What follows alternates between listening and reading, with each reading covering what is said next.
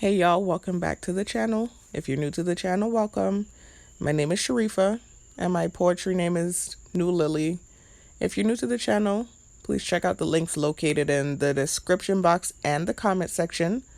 And in both locations, you'll find an identical set of links that lead to videos that talk about what started my targeting in 2020, as well as links that lead to videos that share information about the targeted individual program. Information about the tactics used on targets, information about the technology used on targets, and information about the program in general, y'all. There's a plethora of info on this channel, y'all. I've been targeted, as I've said in several prior videos. I've been targeted since summer of 2020, but I learned that I was a target at the end of year 2022 when I returned to the island that my targeting started on. So in 2022, I tried to relocate off of the island where my targeting started. Didn't know I was a target. I knew something weird was going on, but I didn't know that it was targeting. I tried to relocate. Things blew up when I tried to relocate, and the targeting got worse and went viral. And so I ended up coming back to the island that I tried to relocate off of at the end of 2022. Did research, came across the term gang stalking, and from there it was history. That was when I learned I was a target, and that was when I started making these videos. I made a mistake in the last video, y'all, and I said that was when I created the channel. That's not true. I've had my YouTube channel since my early 20s. I actually used to have videos up of a lock journey, my first lock journey, but I took those videos down when I combed the dreadlocks out. But I still do have videos that precede the targeting. My first two poetry videos that were posted, I believe, in 2018 or 2019 was before my targeting. So I do have like a couple videos posted before the targeting actually started. But when I started creating targeted individual content was at the end of 2022 when I actually learned I was targeted. So check out the links, y'all. Over the course of the last 2 years and change, I've been doing research, finding info, sharing what I learned, and the things that I've experienced as a target on the channel. And so that's what those links are about. It's not just to get my story out there and to advocate for myself, but it's also to help other targets. That's why I'm so adamant about sharing the info, y'all. Because if I can help another target to navigate through this scary experience, let them know they're not by themselves, and also help them to avoid making some of the same mistakes that I did, then I would like to do that. That's, I guess, the purpose that I found in the targeting. One of the purposes I found, or positive things that I found in the targeting, so that I can help other targets. Anyway, y'all, as promised in the last video, I'm here with part 3. This is a direct continuation of the last video. So as I explained in the last video, you all, this is a 3-part video series. Part 1 is not correlated, or directly at least correlated, to part 2 and part 3. There are some relative things mentioned in the part 2 and part 3 video that you can find references of in part 1, if that makes sense. Like, for instance, talking about some of the things that started taking place in the gym when I was going to the gym in the morning time before I started working the day job. A lot of that content is in the part 1 video, but the part 1 video is not directly connected to the part 2 and part 3 video. So let me scroll to that video real quick. This part 1, the villainization of the targeted individual and workout update with Pics. This part 1 video is not a direct, like I said, it's not directly correlated to part 2 and part 3. It just shares the same theme. And there are some relative things that are discussed, but it's not directly connected. It's mainly just that it shares the same theme. Me documenting and talking about my experience of, the villainization of my character as a target. And that's something that happens to all targets.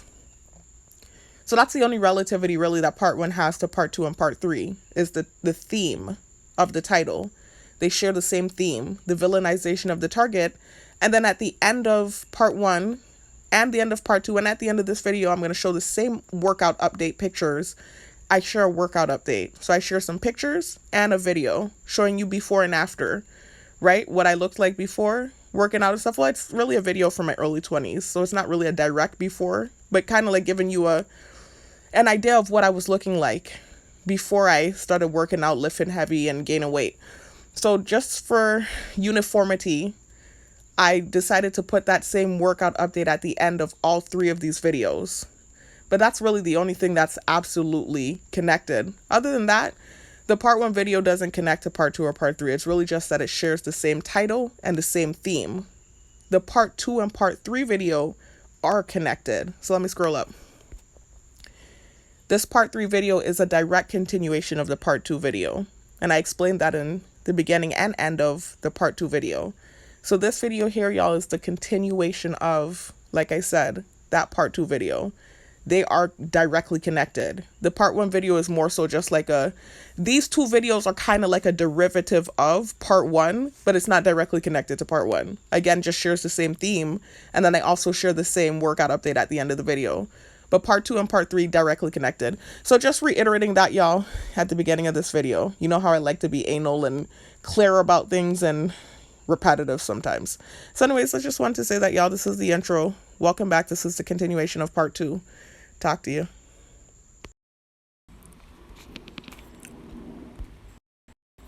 Anyways, y'all, continue on with the video. Wait, hold on. Let me make sure that the mic is on, y'all.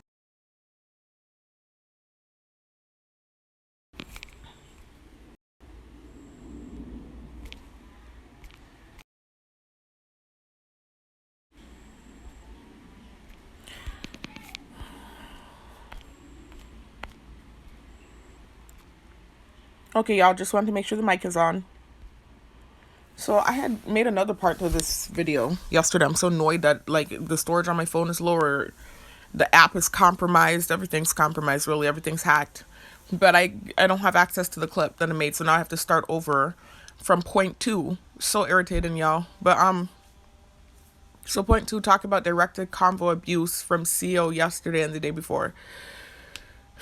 So basically with this guy, y'all, this happened not yesterday, not the day before that, but the day before that. So this happened, today is Thursday. It didn't happen on Wednesday, it didn't happen on Tuesday, it happened on Monday.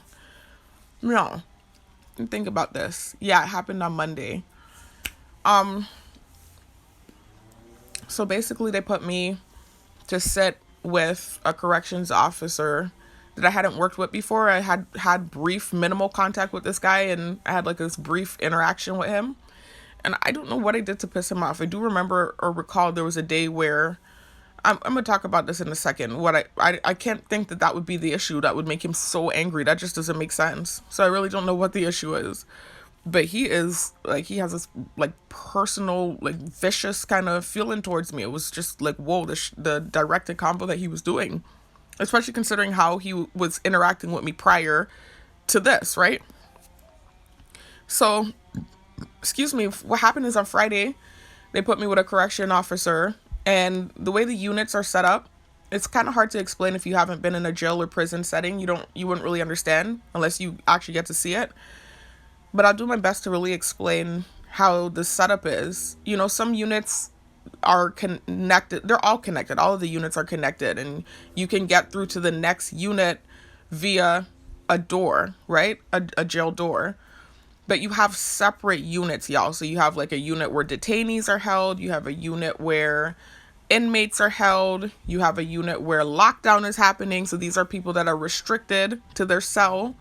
And then of course there's variations between the different sets of prisoners, basically. So you have like medium, meaning depending on what your crime is, this will depend on what level you're ranked as. So medium, you might have done an armed robbery or something like that, but it wasn't that bad.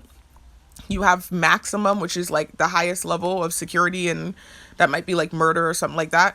And then you have minimum, where you might have done something petty, like, I don't know, stole somebody's credit card or something like that, right? So that also depends on, is dependent on where you're going to be housed, right? So you have the different units based on those things that I just mentioned.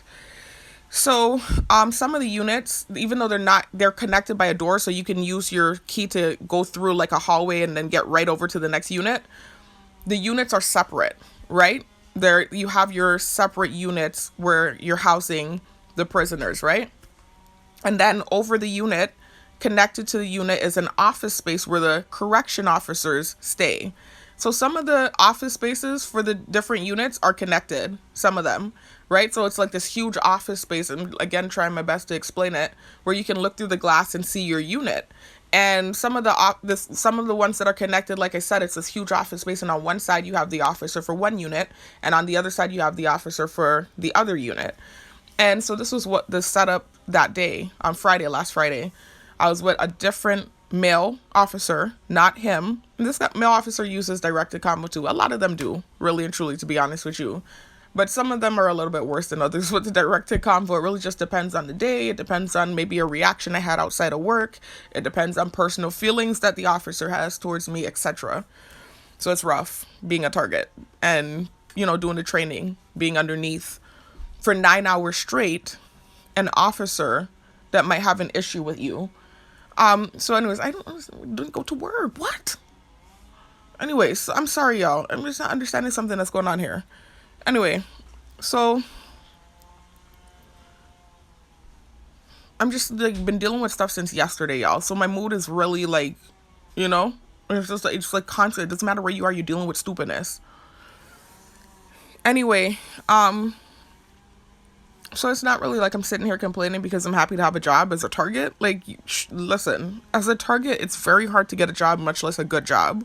And this is a good job. So this is why I'm careful with these videos. I really just document to refute things or to defend myself in certain situations. And that's really what the videos are about. I try not to make them, to be honest with you. It's like if something's gnarly enough, I'll make a video about it. But I try to stay clear of the videos for the most part.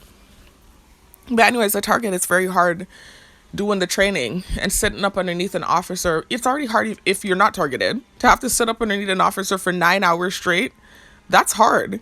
But as a targeted cadet, the rules are real strict on you, and there's no leeway for anything, and it's just you're sitting up under somebody that might not like you, and it's hard, and you're being stared at too. Your thoughts are being projected. Your brain is likely ticking, from angst and whatever else. It's hard, y'all.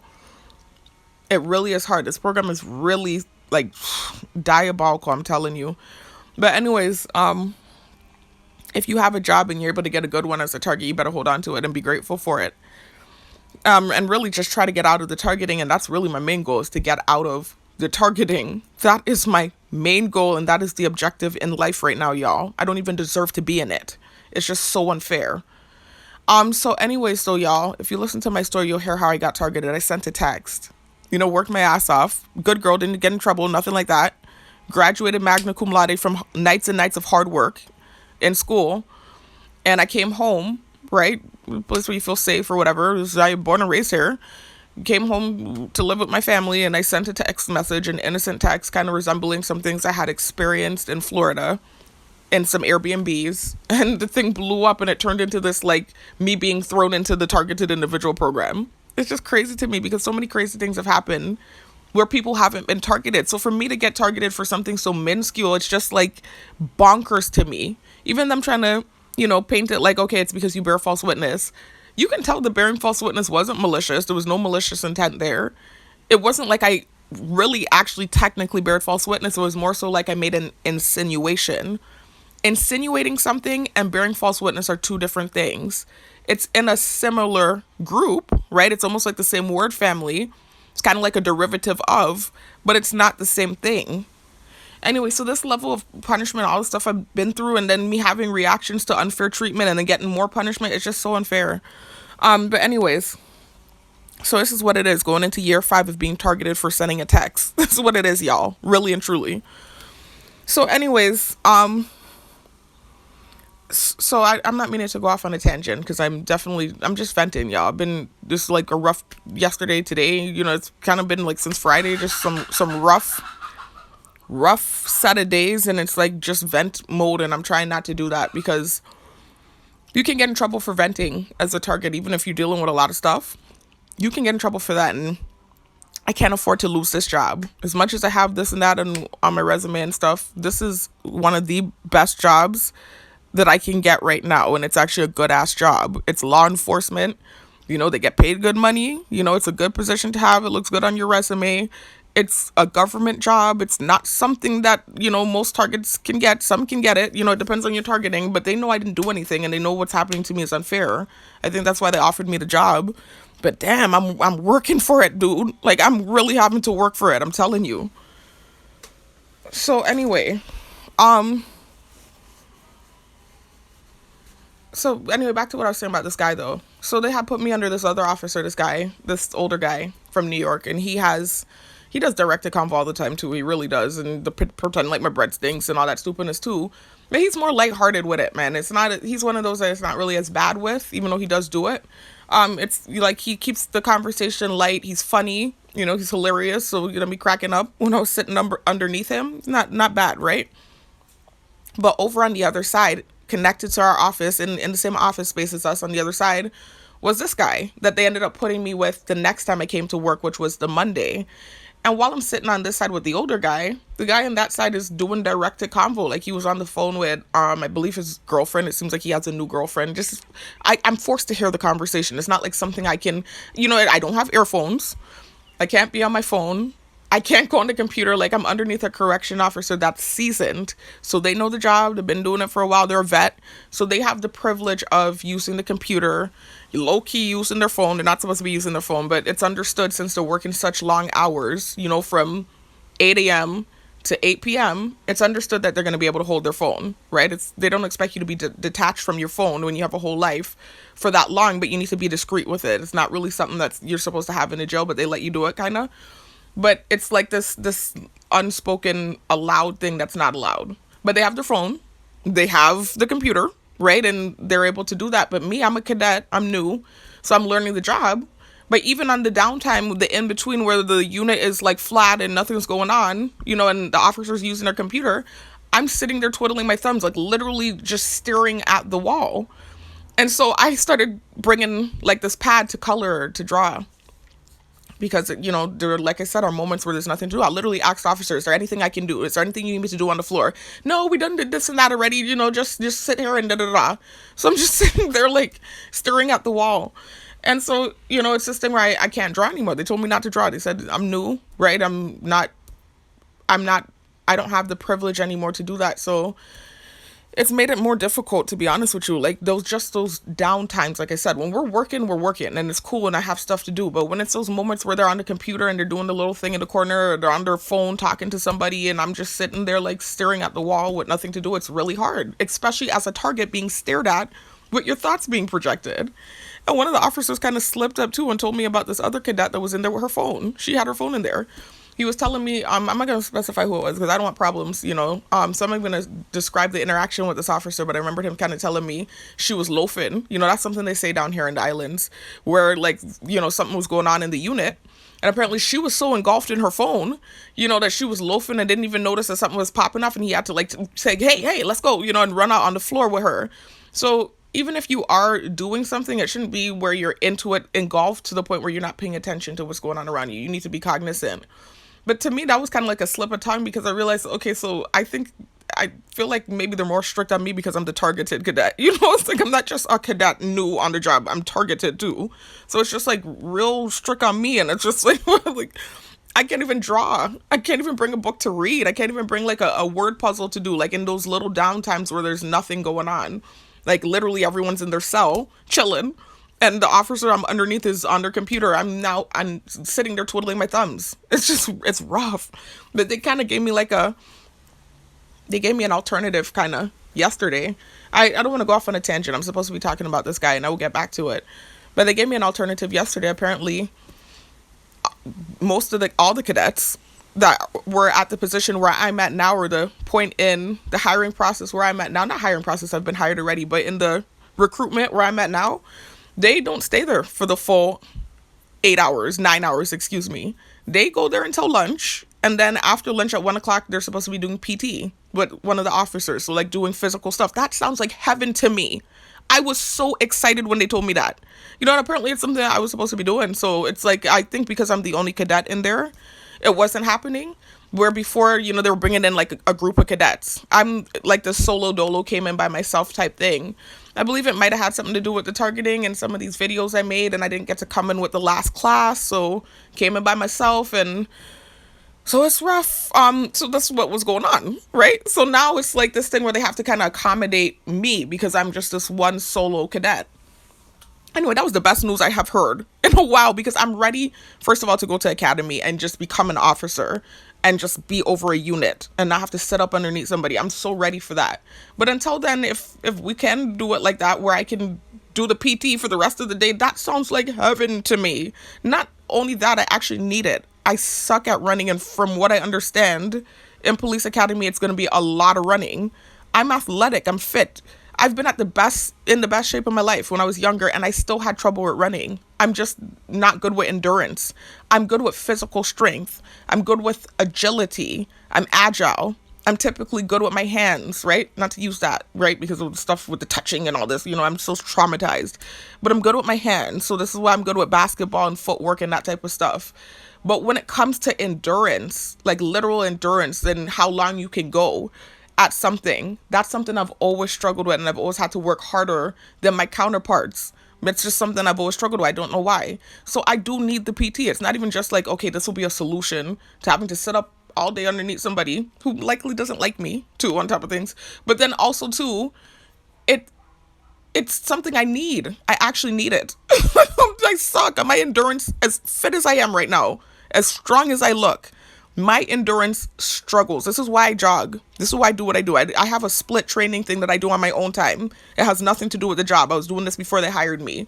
I'm into fitness. I always have been, and I'm on a time where I'm on again, where I've gotten myself together. I don't just do anaerobic exercise. So I don't just go to the gym and weight lift and get big and strong. I do aerobic exercise as well because I know I need the endurance. I purposely ride my bike all the way to the neighboring neighborhood. It's a very far ride / hike. I purposely ride out there several times in the week, sometimes once or twice a week. I jog every Sunday. I haven't done the jog in a while, to be honest with you. I've been busy working the 2 jobs and stuff. I jog on Sundays for 20 minutes because I know I need it. I know how I am, and I know if I don't do that, then I will really lose my endurance. So I need the PT. I actually do need it. Anyway, so that was a good, when they told me that yesterday, I was like, thank God. Like, because when things have gotten more strict, I can't even draw now too. Like, I'm just like, I want the job. I'm not going to argue for sure. But it was just like, damn, this is hard. Especially with my thoughts being projected and being stared at. And you're keenly aware of the fact that even the officer on the other side of the unit is staring at you. Like, it's hard, man. I'm telling you, it's so hard. Anyway, So this is what was going on though. I was sitting with the officer because I went off on a tangent, y'all. It's just a lot that's been going on, and so I'm kind of like now talking about it all, but I'm not trying to talk too much about every little thing. I'm not even really trying to sit here talking about the job specifically. I'm just talking about the hard parts of it where the targeting comes in. So this guy was over there on the other side of the unit and having direct a combo with what seems to be a new girlfriend. This is how I went off on the tangent. I was saying I can't help but hear their conversations too, which I'm sure is annoying for them as well. You have to have this person sitting up underneath you all day, listening to your personal conversations. I can't put in earphones or do anything, and I'm forced to hear it. It's not like I could block up my ears. I can hear everything you're saying. And so some officers use that as an opportunity to do directed convo. And he was doing that. Like, he was going in with this girl, like talking to her about, saying little, like I said, jabs and insults low key. Like, yeah, you have, you don't need to cover your face. You have a pretty face. This and that, like saying little jabs like that. I'm just like, what the hell? That's the first thing one of the things he said. Another thing he was saying was something about itching and you probably have a fungus and and he's cracking up this obnoxious laughter. I'm just like, what the hell? First of all, I already talked about the situation and it's not happening anymore. Thank the Most High. They've been watching me now at this point for about 4 years, right? The targeting went viral about 2 years ago. Before it went viral, you had officers down here watching me. They know full well they never saw me itching. They never saw me putting stuff up in my private parts, excuse me. And they know how clean I am. And this house, it's been gnarly. It's gotten real gnarly in this house. I'm not even gonna lie. This is my grandparents' house. It's a very old house. I almost want to venture to say ancient. My grandfather was 89 when he passed away. They had the house from the time they were young, my grandparents. They moved over here from Trinidad when they were younger. I don't know how old they were. I believe they were in like their 20s or 30s. They got into a house rather quickly. I know they were in the living down on the other end of the island for a little bit before they got this house. But my grandfather became a firefighter and they purchased this house. They've had it for decades. It's an old ancient house, and we came in and met issues in the house. When my grandma passed, things kind of went to the pooper as far as hygiene goes in this house. My grandma was very clean. Like, you could have ate off the floor. She was a housewife, like a real housewife.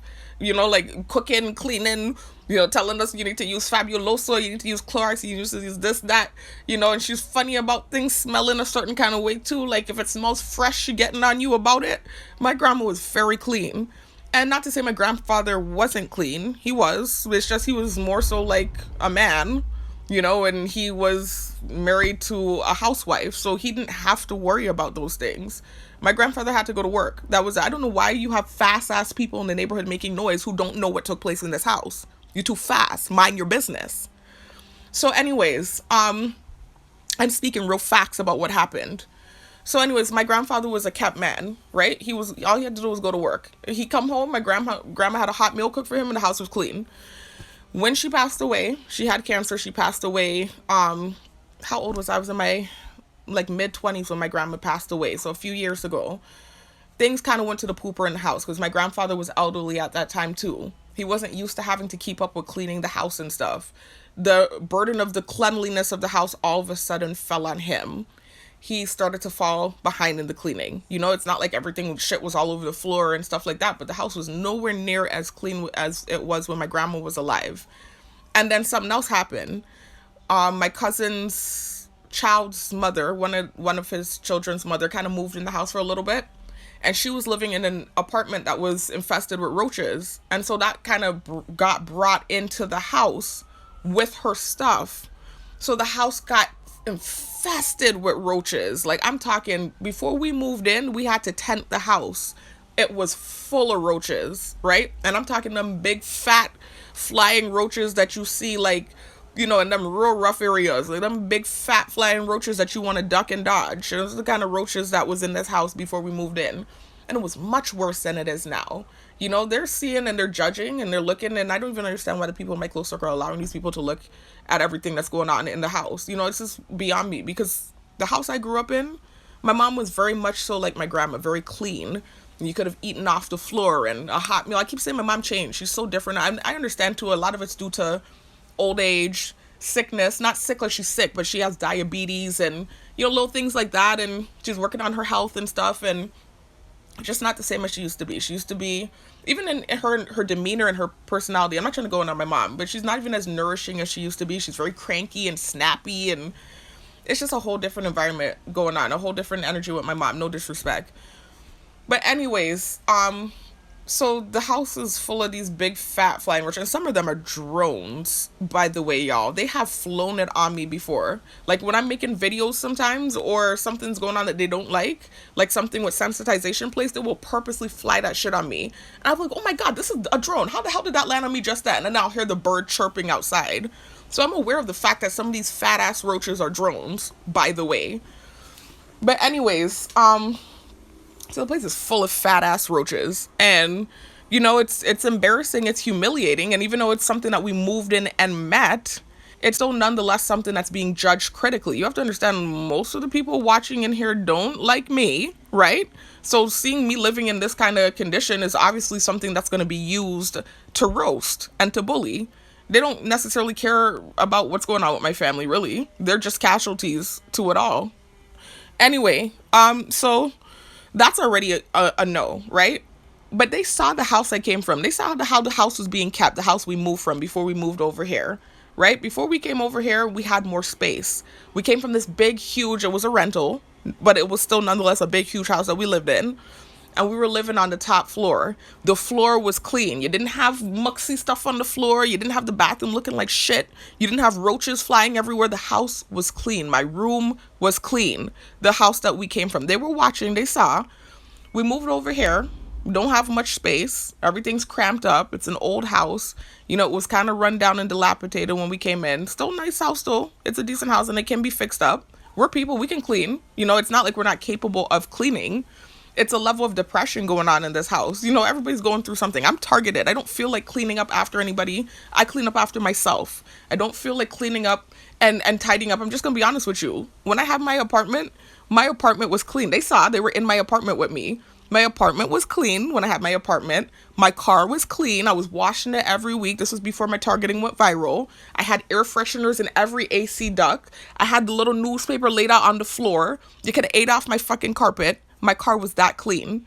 Now, we moved to this house. It's cramped up. We don't have much space. We kind of just left stuff how it was. We kind of finally eventually straightened stuff up a little bit. Came in, met roaches. Despite tenting the house, there are still big fat ass roaches in here. Not as bad as before we moved in. Before we moved in, the roaches were all over the walls. We could not even move in. And so I kind of went off on a tangent, yeah. So my cousin's baby mama moved in, and she brought some roaches with her. No disrespect to her. It's just the environment she was living in. I think the apartment she was in had roaches, and it was in her clothes, and she came over here, and the roaches got into here. Rats got into here. Thank God that was cleaned out with the tenting of the place. We don't have rats anymore. We have roaches. So anyways, them big fat roaches. So the house is not kept, y'all. It's a mess, needless to say, especially the bathroom area. Really, the rooms, we're keeping up with our rooms. It's really the bathroom area is like, it's just, nobody's really wanting to maintain. And every now and then somebody will get up enough energy to clean the bathroom, push through whatever depression they're feeling, clean the bathroom, and it lasts for like maybe 2-3 days, and next they look like shit again. Like, it's just what's going on in there, to the point where we're wearing shoes in there because the floor be getting, like, ugh. So it's easy to see this type of environment that somebody's living in and judge and paint it like they're nasty, and then like, oh yeah, she must be itching. Like, it would be easy to paint that narrative. But they've been watching me again for 4 years. The people that were not watching, right, prior to 2 years ago, they don't really know the 4-year stint, right, and how clean it's been, how clean I was for 4 years. For 2 years, it's been viral. So everyone on island has had access to the cameras. But for about 4 years, the military people and whoever else, the police, I guess, were watching, and they know how our house was. They know how the old house is being kept. They know how my bathroom was. I had my own bathroom in the old house because nobody was home living here at the time. Let the gaslighting stupid shit plane fly by. Hold on. I'm just so sick of this, man. And you have all kind of people having all kind of shit going on in their house, and they just don't have cameras in there. It's so annoying to me. It's so irritating, especially when you have somebody that now can take the things that they're seeing on these cameras that they shouldn't be seeing and use it to troll you. Like, it's so irritating, especially when it happens at work. And I know I'm going to bite my tongue. I don't want to say anything because I do not want to lose my job. But when it gets real low and gnarly, like, if I were outside of work, I would have went off. But it's like I'm at work and I don't want to lose my job. I don't want to lose the job. I am just a cadet and I'm targeted. Anyway, anyways, that old house was being kept. That house was clean, and there were no roaches in that house. We came over here to this kind of house where it was kind of already like dusty and busted down and old and ancient and not kept well. And we did a low halfway clean, but we didn't really clean it the way we should have. Move all this stuff in. It's really not a house that's supposed to accommodate all these people. Well, all the stuff that we have. And we just have not been keeping up with cleaning. Everybody's depressed for whatever different reasons that they're depressed for. And we have not been keeping up with cleaning. That's just the honest truth. I'm tired. I work 2 jobs. I'm dealing with a lot. I don't feel like cleaning a bathroom. I don't even like bathrooms. I'd rather have my own bathroom where I maintain it and it stays clean. Like the bathroom that I had in the old house that we moved from. Anyway, so it's easy to look at the situation that we live in now and be like, oh yeah, she must be itching. Like, when they see how clean I am, they see how anal I am. I have OCD. I bathe multiple times in the day. I'm the kind of person, every time I poop, I have to bathe. I'm that anal. Like, I can't get up and poop, and not wash myself because I feel nasty afterward. I feel like the cuckoo is still in there. Excuse the TMI, y'all. And everyone knows that about me. They've been watching me on these cameras. They know that about me, right? The next thing, too, I always freaking complain with everyone in the house if they cuckoo. Not everyone does it. Some of them do. When they poop and they leave the little skid marks. Every time I poop, I need to scrub out the toilet. I put stuff in there and I scrub out the poop because that leaves the smell behind. Like, I'm that type of funny. So I'm not the kind of person that's walking around itching and having fungus on their private parts. It was disgusting and vulgar to joke about that type of thing. But what it was, and I already explained this already, when I had my period, not the last time, the time before that, and this is the first time I reiterate in 4 years that they've seen me have an itching issue or any issue with my private part. The first time in 4 years. Again, everyone started watching about 2 years ago when the thing went viral. But prior to me leaving island, you had people surveilling and watching me. So those people know for a good 4 years they've been watching. They never saw me have an issue with my private parts. Every time I say no, I'm hearing barking. It's so annoying. They're just mad that I'm proving my point. So anyways, not last time, but the time before last when I had my period, I was wearing an underwear that was too small for me. They're watching me like a hawk. I know they saw this happen. I literally, my stupid ass, having my period, I wore this little tight ass panty because I need to buy clothes. I did finally at least buy new undergarments. I gave away all my stuff when I tried to relocate off island. And the targeting went viral. And I ended up on the run for real. You know, I was hopping from state to state in my rental. When I got to Tennessee, I gave away like 2 suitcases full of clothes. Big, huge suitcases. I was a teacher. I had nice dresses. I had nice heels. I had sneakers. I had underwear. I had bras. I had nice stuff. I gave it all away in Tennessee. Now I'm like a pauper, you know, with the things I have. And now I'm working. I can actually buy the stuff back. But I'm actually like saving for more important things like a vehicle, etc., etc. I just buy the bare minimum of what I need. And this is to tell you I'm not a bougie, stuck up person because I'm used to having nice things. And I'm not going out of my way to buy stuff as soon as I get money. But anyway, so I was just left with some underwear that some of them didn't fit, and all my underwear were in the wash at the time. Not the last period, but the time before that. So there was this little small tight panty. I gained a lot of weight, y'all. Told you this already. I'm typically a really petite, skinny kind of girl. And it takes a lot for me to gain weight. So I've been eating like crazy and working out like crazy to gain the weight. So I put a lot of weight on. I'm 187 now, something like that. So I am not fitting in, I wasn't fitting in some of them undergarments that I have, right? So the ones that do fit were dirty. And I had this little small tight one that I used to wear when I was skinnier that I squeezed myself into because I was having my period. Excuse me, I know this is a TMI, but I'm just explaining how the itch happened. It wasn't a fungus. And so the thing cut into my grind. I was wearing it for 9 hours straight. This day job is a 9-hour shift job while having my period. And I'm so terrified to use the bathroom at work because they keep making up stuff about me, lying and acting like my breath stinks, lying and saying I smell like fish, all lies. But they're doing it on purpose because, again, I guess they feel like I lie about people or whatever. It's not true. And anything that I've said that was, I guess, bearing false witness, or they considered as bearing false witness, there was no malicious intent behind it. It's not like just straight up making up just complete lies about someone that's not true. Especially someone that's smelling good and going out of their way to smell good. But anyways, so I'm just so terrified to use the bathroom in public, not even just at work, at the gym, anywhere I go, because I'm so afraid that I'm gonna use it and they're gonna come in and lie, you know, and say, oh my God, the bathroom smells like fish. Like, this is my fear. This is why I'd be like about to pee myself. And I'd rather wait till I come home. I'd rather pee myself than pee in public and allow someone to come in behind me and lie and say, oh yeah, that thing smells like fish. Like, I just know already from what I've been dealing with the breath thing, I just know what would go down. So I would rather pee myself.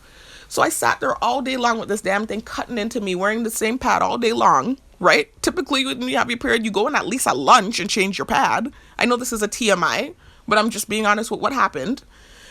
And when I got home, the thing had cut into both sides of my groin. It was to the point where I was bleeding. I had to peel the thing out of my groin in the bathroom. And I threw it in the garbage. I said, oh my God. You know, it's like I'm bleeding. I know they saw this with the insect drones. And I threw it in the garbage in the bathroom. I was like, oh my God, I'm bleeding. You know, I was looking at myself on both sides of my groin. I was bleeding. So anyways, I just wiped myself up and washed myself, not knowing that it was going to turn into anything.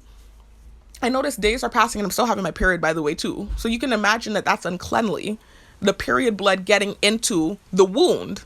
Period blood is very nasty. It's a nasty, toxic thing. Period blood is I've said this already, I think in the last video, if I'm not mistaken. Period blood is death. Like, it's literally dead eggs that weren't used. Unused eggs. That's what it is. It's a woman's way of cleaning her body every month. That's what it is.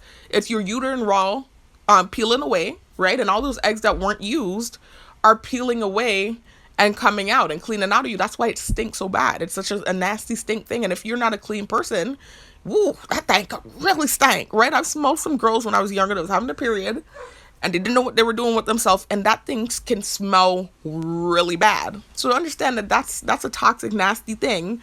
And for that to get in a wound, that can cause an infection, not fungus, but an infection. And so that's what I believe happened. You know, the thing got into the wound. I know days passing and the thing, it's like it wasn't getting better. It was staying chaffed and irritated. I'm washing it. And, you know, then too, I'm using soap that has fragrance in it. I'm used to using natural things. I'm a natural girl. I like to use deodorant that doesn't have the aluminum, because the aluminum and the parabens get into pores and they block up your lymph ducts and can cause cancer. I like to use the toothpaste that doesn't have the fluoride in it, because the fluoride gets in the blood and it can eventually block up and calcify the pineal gland, which, by the way, you can get clarity from the pineal gland if you're eating healthy enough and you're trying to limit the amount of fluoride that's coming into your body. Anyway, so I don't use the fluoride, right? And there are studies out there that validate the things I'm saying. But then, of course, you'll have people that are pro-fluoride, like a dentist, that might, you're like, well, no, you need to use it. Blah, blah, blah. So I'm not here to argue about that. Let's agree to disagree. I don't care. I've done my research, and from what I found and what I subscribe to, I don't use the fluoride, the toothpaste with the fluoride in it. So that's the kind of natural I am. I don't like to use fragrance soaps, bar soaps. I like to use like cast out soap or natural soaps that have like essential oils in it that can clean the area and keep it fresh. But it's not like you're putting too much chemicals down there, because that's a very sensitive area. And women, whether they realize it or not, whether you're somebody that has allergic reactions or not, your area is very sensitive. It's internal. That's like literally an entrance to your body. So you don't want to just put anything down there. And that's why a lot of women have a pH balance that's off, because they're using anything down there, like soap with fragrance and putting all kind of stuff down there. And that can make your pH balance off. Your diet can also make your pH balance go off. If you're eating a lot of shit, like what I've been doing recently, KFC, donuts, cake, cookies, ice cream, because it makes me feel better with the stupid shit I'm dealing with. And also, low-key, it's helping me gain weight. It's like a dirty bulk is what it's called. And I'm not trying to make that, my new method of gaining weight, but it's just kind of something that's been happening. I've just been eating. Oh, now I have a donut I'm eating while I'm making this video. But I believe my pH balance is off. But also, too, mainly what I believe it is I believe it got infected. So I believe the wound got infected from the nasty-ass period blood. And then to boot, I believe my pH balance is off. Eating shit and then bathing with fragrance-ass soaps instead of using the castle soap I'm used to using. And so what it did was it turned into a chaffed area, and then it started itching. And I was so embarrassed to deal with the thing because I don't know how this stupid shit works, where you're being watched by all these people and some of them have like these nasty feelings towards you. And so they would take that and use it as a source of bullying. It's an everyday human thing, right? Women deal with stuff with that area. It happens sometimes. Every woman is going to get a yeast infection at least once in their life. It's not even a yeast infection, by the way, y'all. But I'm just saying, things happen. And typically you wouldn't tease somebody about something like that. But because it's me, and I'm targeted, and they're privy to everything going on with me, oh yeah, this fungus. Acting like you're in high school. Yeah, we must have a fungus. Like, that thing irked me so bad.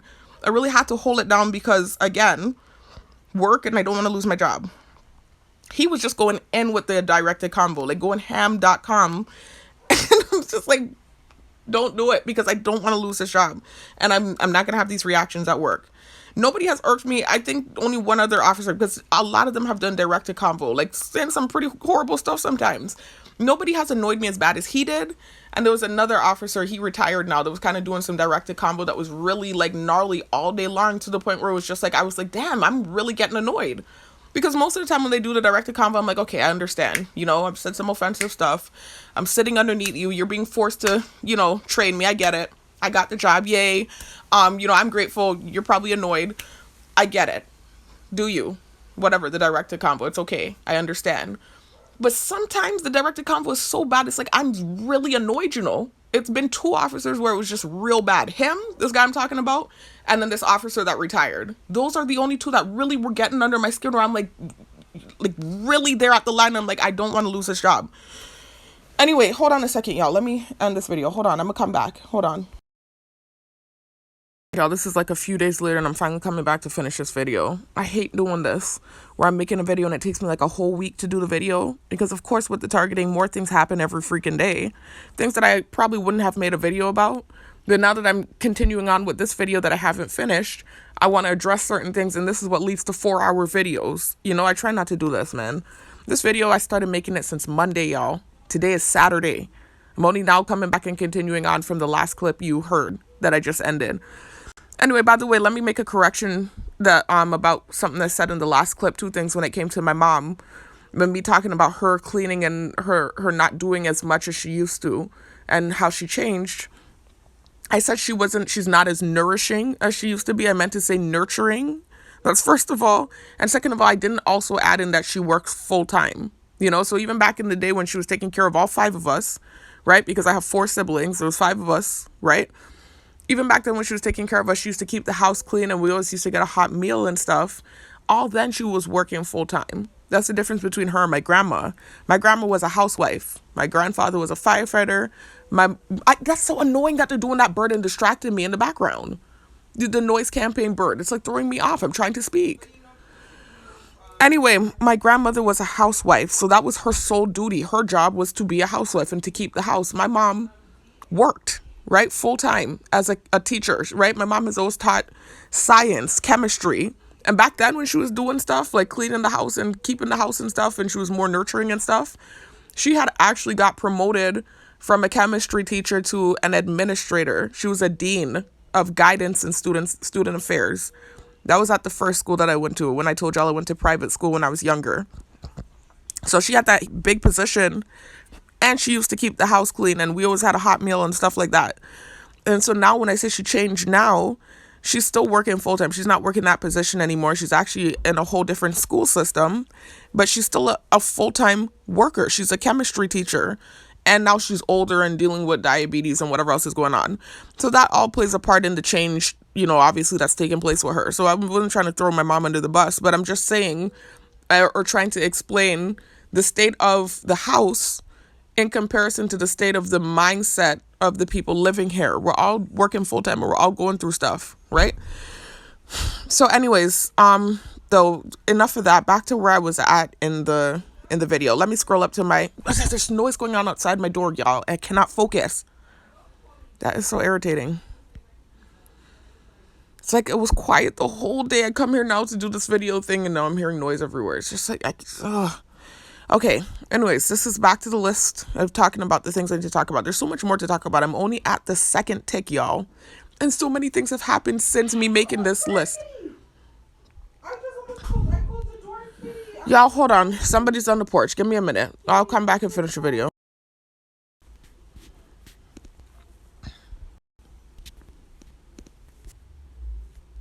Anyways, y'all, I'm back. The noise has kind of calmed down a little bit. But like I was saying, y'all, I'm only at the second tick talking about like the abusive directed convo from this guy I was with on Monday, this corrections officer I was under on Monday.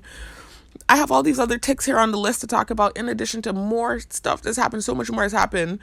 I almost feel like I'm going to make this a 2-part video. And I was already planning to make this video, all of it, the clips I've made so far, I was already planning to make it a part 2 to this part 1 villainization of the targeted individual video that I have. Because this is another example of how the target is villainized. But this isn't like a direct continuation of that video. It's just the same theme. But now I think I'm going to make a part 3 video where not only is it going to be the same theme, but it's literally going to be a continuation of the part 2. So I'll make a clip clarifying that. And I'll probably attach it to the beginning of the part 2. But that's likely what I'm going to do. Y'all, I have an annoying neighbor now doing the weird stuff they do. I think they're microchipped. Like, literally, this neighbor's so irritating. Like, they'll just randomly start hammering every 5 seconds. Hammering. It's so annoying. It's like nails on a chalkboard. Anyway, I'm trying not to be snappy, y'all. What's happening is my period's coming. I'm tired. I'm working 2 jobs. I'm dealing with the targeting 24/7. Like I said, you deal with it at work, then you deal with it at the gym, then you deal with it at the grocery store, then you deal with it at home. That's how the thing is designed. And then eventually you start flipping out, and then you get painted as a monster. Again, another example of villainization of the target. It's a diabolical program, y'all. It's really a wicked program. I'm telling you, you don't want to get thrown in this thing. I'm telling you. Anyway, let me continue with what I was saying, though, y'all. I'm going to try to rush through this list here so I could talk about some of the other things I want to talk about, too. And by the way, another correction from the last clip. When I said I'm afraid to use the bathroom because then they're going to start saying, oh, she stinks and she this and she that, I wasn't specifically talking about work, or my coworkers, because listening back, I realized that's what it sounded like, because I had just literally been talking about some of the directed convo that takes place at work. And then I made that comment about being afraid to use the bathroom because I already see what's being done with the breath thing. I've already proven my breath doesn't stink. It's still happening, pretending like my breath stinks. But then I also hear references of me being slow. So I think they're doing it again as a way of just like retribution for what they think is me being a person that bears false witness. But I'm still just like, I'm so traumatized from the whole thing. Y'all. I don't even want to use the bathroom, man. Like, I'm so afraid to even just use the bathroom, and the same thing happened where they're making noise campaigns. And y'all, look at this annoying shit now. Now you have somebody pulling up with a lawnmower. As soon as I start making this video, now you have a big truck pulling up with a grass cutting lawnmower to do noise campaigns. This is the annoying shit you have to deal with as a target. Do y'all hear that crap? Now they're pulling up outside with a big grass cutting lawnmower to interrupt my video. Cannot make this shit up, y'all. I'm telling you. Hold on a minute. Just hold on.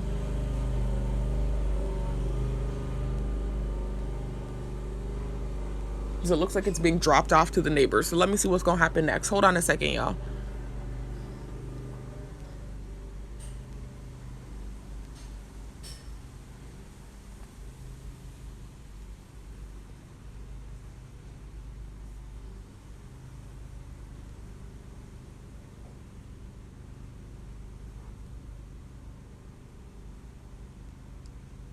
Y'all, it's far enough away where it's not interrupting me. I'm sure you can hear it slightly in the background, but it's so far right now not interrupting me.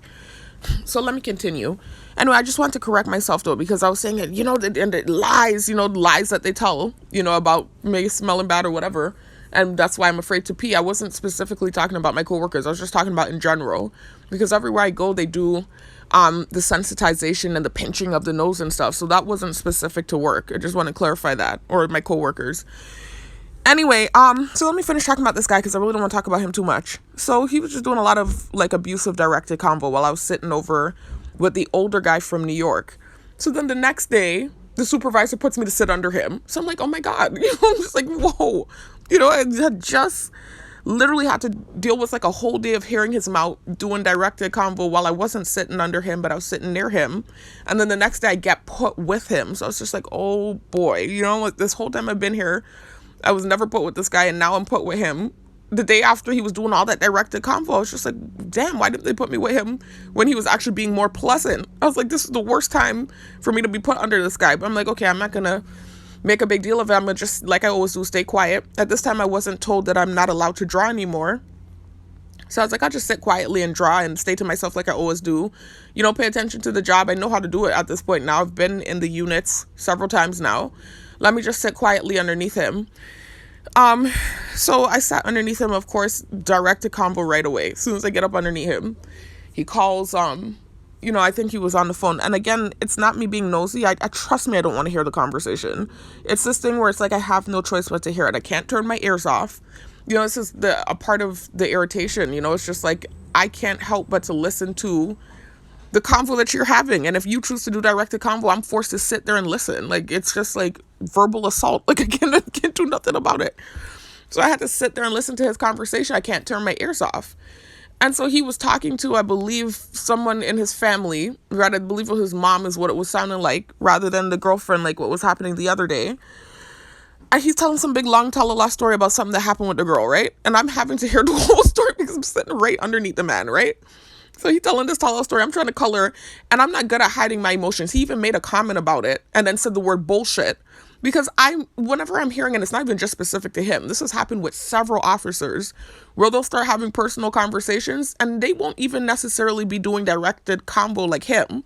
They'll just be talking about stuff that makes me feel awkward, and I'll start getting a stupid look on my face because I'm keenly aware of the fact that I'm being stared at 24/7. I keep saying this. So when conversations are happening, whether the person is doing directed convo or not, I'm being studied and I'm being stared at. And so when certain things are said that might be sensitization, whether it's intentional or not, or even something that's just awkward that I don't necessarily care to hear, but I have to hear it, I'm sitting here, I might start getting a stupid look on my face. This has happened to me for years now since the targeting has turned the way that it's turned. These last 2 years, I'm going on 3 now, where it's been viralized. I think I'm making up a word, but where it's gone viral and I've been being really studied up close and personal by all these people. These moments happen all the damn time where things are being said and it's not necessarily directed convo. Sometimes it is. And it's just something that makes me feel uncomfortable and I start getting a stupid look on my face and I can't help it because I know I'm being stared at. And so it's this weird thing. I can't explain it, and you really can't empathize unless you've been through it. You might be able to sympathize, but you can't empathize unless you've actually experienced it. Unless you're some sort of empath and you know how to feel others' emotions. You couldn't really understand this. But it's just the weirdest thing ever when you know you're being stared at and then certain things are being said and you know people are staring at you for a reaction. And then too, it's common for that to be done, for things to be said in a way that it's directed at you, directed convo, and you being studied for a reaction. In fact, you're dealing with gang stalkers who constantly make things about you. You'll be watching a show, for instance, right? And everything on the show, it's not always shadow networking. It's not always them using the shadow networking AI software to send sensitization. Sometimes it's just genuinely things playing on the screen. Everything that plays on the screen, you're dealing with noise campaign in the background and them trying to make it about you. So instantly, that's how things become now. Like everything that's going on around you that has anything to do with conversation, you feel like the gang stalkers are going to be staring at you for a reaction, you know, and like trying to make it about you. It's this weird thing that happens when you're targeted. It's just, I just cannot take the targeting. So I'm sitting there trying to color and mind my business, and I can't help but hear the man in my ear. And I had, just like I said the day before, dealt with the directed convo from him, right? When I wasn't sitting under him, but I was sitting in close proximity of him and earshot of him. So I'm already like trying to figure out what is his issue with me. But I'm like, okay, you know, the next day now I'm under him. I'm like, damn, this is going to be a long ass day. But I'm like, I'm just going to stay quiet and color and stay to myself like I always do. So I'm coloring and stuff. He was having a conversation with, I believe, his mother, talking about this new girl that he's talking to, right? So he's talking about the fact that I don't know specifically what happened, like verbatim. I'm not going to say everything that he said. But the gist of the conversation was, it seems like she was dealing with some next dude that she's, you know how when you break up with a dude or a female and it's like, it's murky, kind of like you're kind of still messing with the person a little bit, but you're trying to cut ties and it's not like completely cut, because that happens all the time. And then you might start talking to somebody new and then it becomes a love triangle. This happens all the time. I kind of dealt with that myself. I told you guys in that Kisses to My Exes video what happened with that guy that was separated from his wife and he was shit talking her and all this type of stuff like that. Whole time dude was still actually talking to her low key. So this happens all the time. It's not really a big deal, but it's just the fact that he was inserting directed convo while he's telling his mom about the melee with this girl.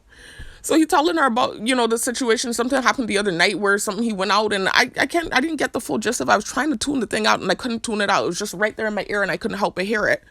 And something about, you know, the dude linked her or something like that, and she answered his text or something, like she was still entertaining him basically while she's talking to this dude.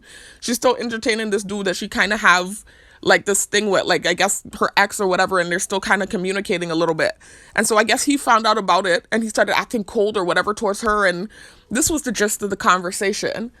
But while it's happening, he's inserting stimuli in it. He said, you know, like, when I move on, I move on. And he said, you know, something about bullshit, right? He said something about bullshit. And then he said something about not being able to hide your emotions. And all then I'm sitting there making all these stupid faces, trying not to, but I couldn't help it because I'm hearing his convo and I'm feeling basity too bad, you know. Not basity because it has anything to do with me, but basity because it's awkward. He's having this whole conversation here. I already know yesterday he was doing directed convo. He just had used the word bullshit. So I'm sitting there feeling awkward and not knowing what to do with my face. I'm like, damn, I wish I didn't have to hear this. I'm like, I can't tune it out. He's right here. I'm trying to color and tune it out. I have ADD. And what ADD is something that makes it very hard to focus. People with ADD can't take a lot of background noise or distractions. Like, everything catches our attention. So if you're someone with ADD and you're trying to focus on one thing and there's a lot of noise in the background, you're the kind of person that's going to hone into the background noises. That's how ADD works. It's very hard to stay focused when you have ADD and there's a lot of distraction in the background. So a conversation that has directed convo in it while you're being stared at and targeted will catch your attention, whether you want it to or not. So he going in and telling this big long tell-a-la story that I don't care to hear to his mother, no disrespect. I understand I'm under you and you don't have to now change your method of doing things because I'm sitting under you. Of course not. That's not what I'm saying. It's the directed convo that's annoying, right? The insertion of the bullshit and can't hide your emotions and this and that. So I'm just trying to color and stuff, and he was saying something about he was gonna move on from the girl and this and that, and he was acting like cold to her because of this and that, and then he said something about can't hide emotions and this and that, and he turned his flashlight on. So I was like, what the heck? You know, I was like, okay.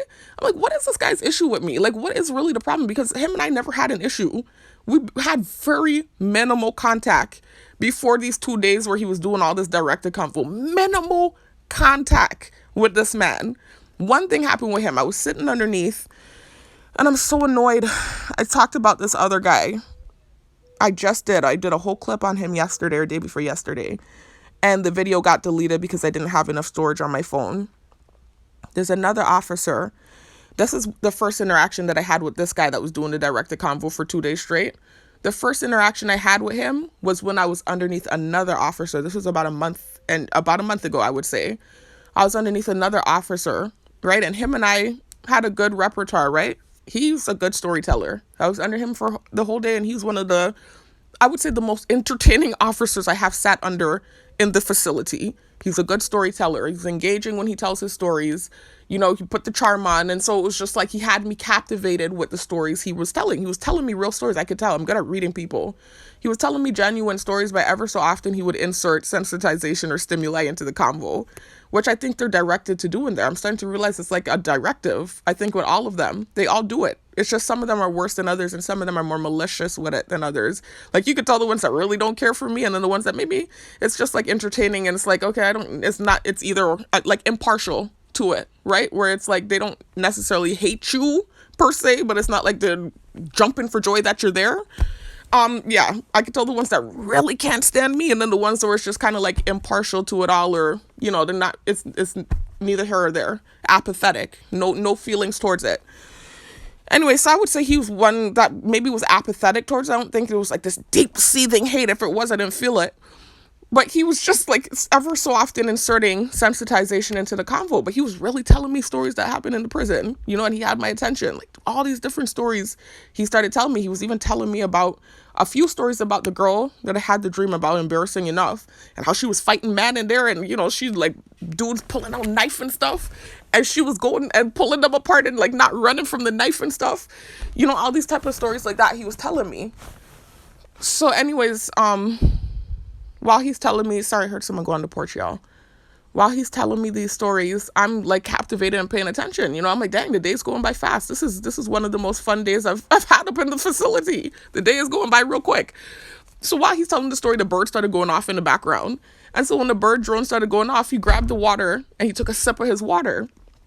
Remember, they have this narrative of me being thirsty or whatever the case is. So when he did that, I got basity. You know, I've told y'all already, that's a Trini term. I think they use it on other islands too, but if I'm not mistaken, I think it derives out of Trinidad. And basody just means like you're getting, like I said, flustered or, you know, like discombobulated. That's kind of what happened. I was like, oh shit, I'm sitting here intently listening to this man, and all these people are watching me, and are they thinking I'm being thirsty because I'm talking to a man that's telling me interesting stories about the prison that I'm about to work in or the jail I'm about to work in? Like, I'm like, damn, I can't even talk to a man now without them saying I'm being thirsty. Regular convo. It's just, it sucks. I'm like, what the heck? And, you know, he wasn't very nasty about it. Like I said, he was inserting stimuli and sensitization ever so often, but you could tell he was genuinely telling me these stories, and it was like interesting, and I didn't get a bad vibe from him at all. So when he did that, I was like, oh, okay. I was like, when I go for lunch, I ain't coming back up here. You know, I went for lunch, I'm telling you. And I found an excuse to stay down in the computer lab and not go back up there. I literally, like, I had paperwork I needed to fill out, and I didn't have to do it that day. I purposely like made it so that I didn't have to go back up there by him, because I'm like, damn, they're painting it like I'm thirsty because I'm sitting here listening to him telling me interesting stories. You know, I already know the man is in a relationship. I know he has children. You know, I'm like, it's not anything like that. So anyway, it's just so confusing to me. So I remember, you know, him even telling me like, dang, you didn't even come back up. You know, all the other officers, you came back up and you never came back up by me. And I'm thinking in my head, well, you were sipping the water when the bird went off like I'm thirsty. But of course, I can't say that as a target. The things that happen, those little subliminal things that take place, it's never going to be validated. If I were to say that to his face, of course, it would be like, are you crazy type of thing? So I'm not going to say that. But anyway, so after that, I've seen him since then a few times, and I don't really, even though the conversation was cool, I did have like one other interaction with him when I was under another officer in the kitchen, and him and I had repertoire and conversation. So it's just kind of like this funny banter between him and I, but ever since the water thing, I actually tried not to really interact with him too much because I felt uncomfortable. So now the other day, this is something else I'm going to talk about this day at work, not yesterday, but the day before yesterday. It was on Wednesday because I took Thursday off. Some stuff happened on Wednesday. I'm just like, whoa.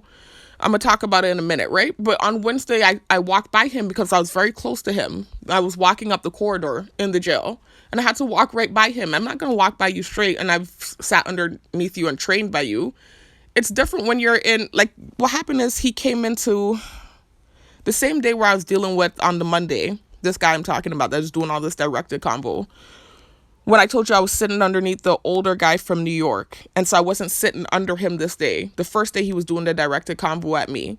He went for lunch, and this guy I'm talking about now that was telling me all those stories that day came in to relieve him. So when he came in, he was moving back and forth. I didn't really say anything to him, because I didn't want it to turn into another situation where we're talking and water's being sipped. So I just kept my head down in my book and I'm coloring. But now I'm walking by you in the corridor. I'm walking right by you in the corridor. I'm not going to just walk by straight and not say good afternoon or good morning. That's horrible and bitchy. It's not like I have an actual personal issue with the guy. I don't. So I said, hey, good afternoon. And as I'm walking by, he said, good afternoon. He said, you sometime-ish, man. He was telling me I'm sometime-ish because I guess I didn't tell him anything when I saw him when he was in the unit with me. But this time I'm walking by, I'm saying good afternoon. But the reason I'm moving like somebody that's sometime-ish, or I guess they would say fake, is because of the sensitization and the insinuation of me being thirsty. I'm so afraid to tell the man anything now, or any dude in there, really. I'm so terrified to have any conversation outside of the scope of the job because I feel like it's going to be, oh, she's being thirsty. I'm like, what the hell? So that's what it was with him. But anyway, I didn't mean to go off on a tangent about him. So when I was with that guy, though, that was telling me all those stories before he sipped the water and stuff, a call came through to his phone. I know he remembers this happening. They all saw it on camera. A call came through to his phone from this officer that was doing all that directed convo. A call came through from him. I never interacted with him before. I had seen him a few times briefly.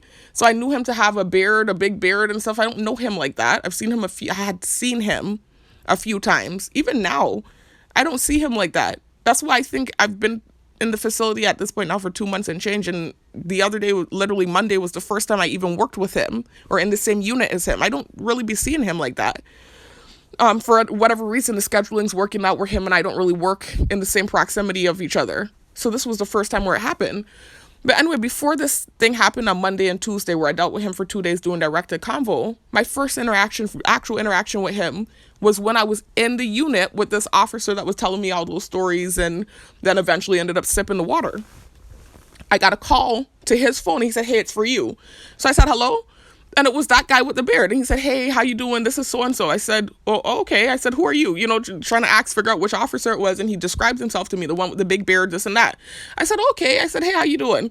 He said, no, I'm good, blah, blah, blah. He said, when am I going to get to see your face? Da-da-da-da-da. Asking me when am I going to take my mask off and when is he going to get to meet me in person and this and that. And because they see me walking around with the mask and this and that, all the stuff he was saying on the phone. So I said, you'll see it eventually. I said, eventually you'll see it. I said, I'm a germaphobe. I like to keep my mask on, whatever. So then he said, okay. He said, no problem, whatever. Hung up with him, right? That same day, I went down to get ice cream. I went for that same officer that was telling all those stories. I went to get my ice cream, and I took his ice cream up to him too, the guy that was telling me all the stories. And they told me to grab so-and-so's ice cream also. The same dude that had called the phone, asking when is he going to see my face. Mind you, I know he's seen my face before. They all have. I have my mask off when I'm not at work, and everybody's watching me on these cameras, so I know he knows how I look.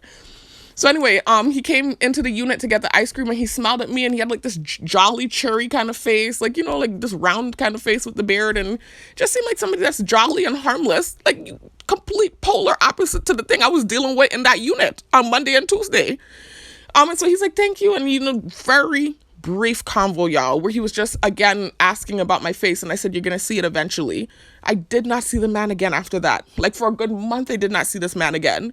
Then I saw him, I want to say maybe 2 weeks, I'm bad with time, y'all, maybe 2 weeks before the interaction I had where he was acting real gnarly. I remember this was a day when a lot of directed convo was happening. I don't remember which officer I was under, but it was a lot of directed convo and I was in one of those kind of moods.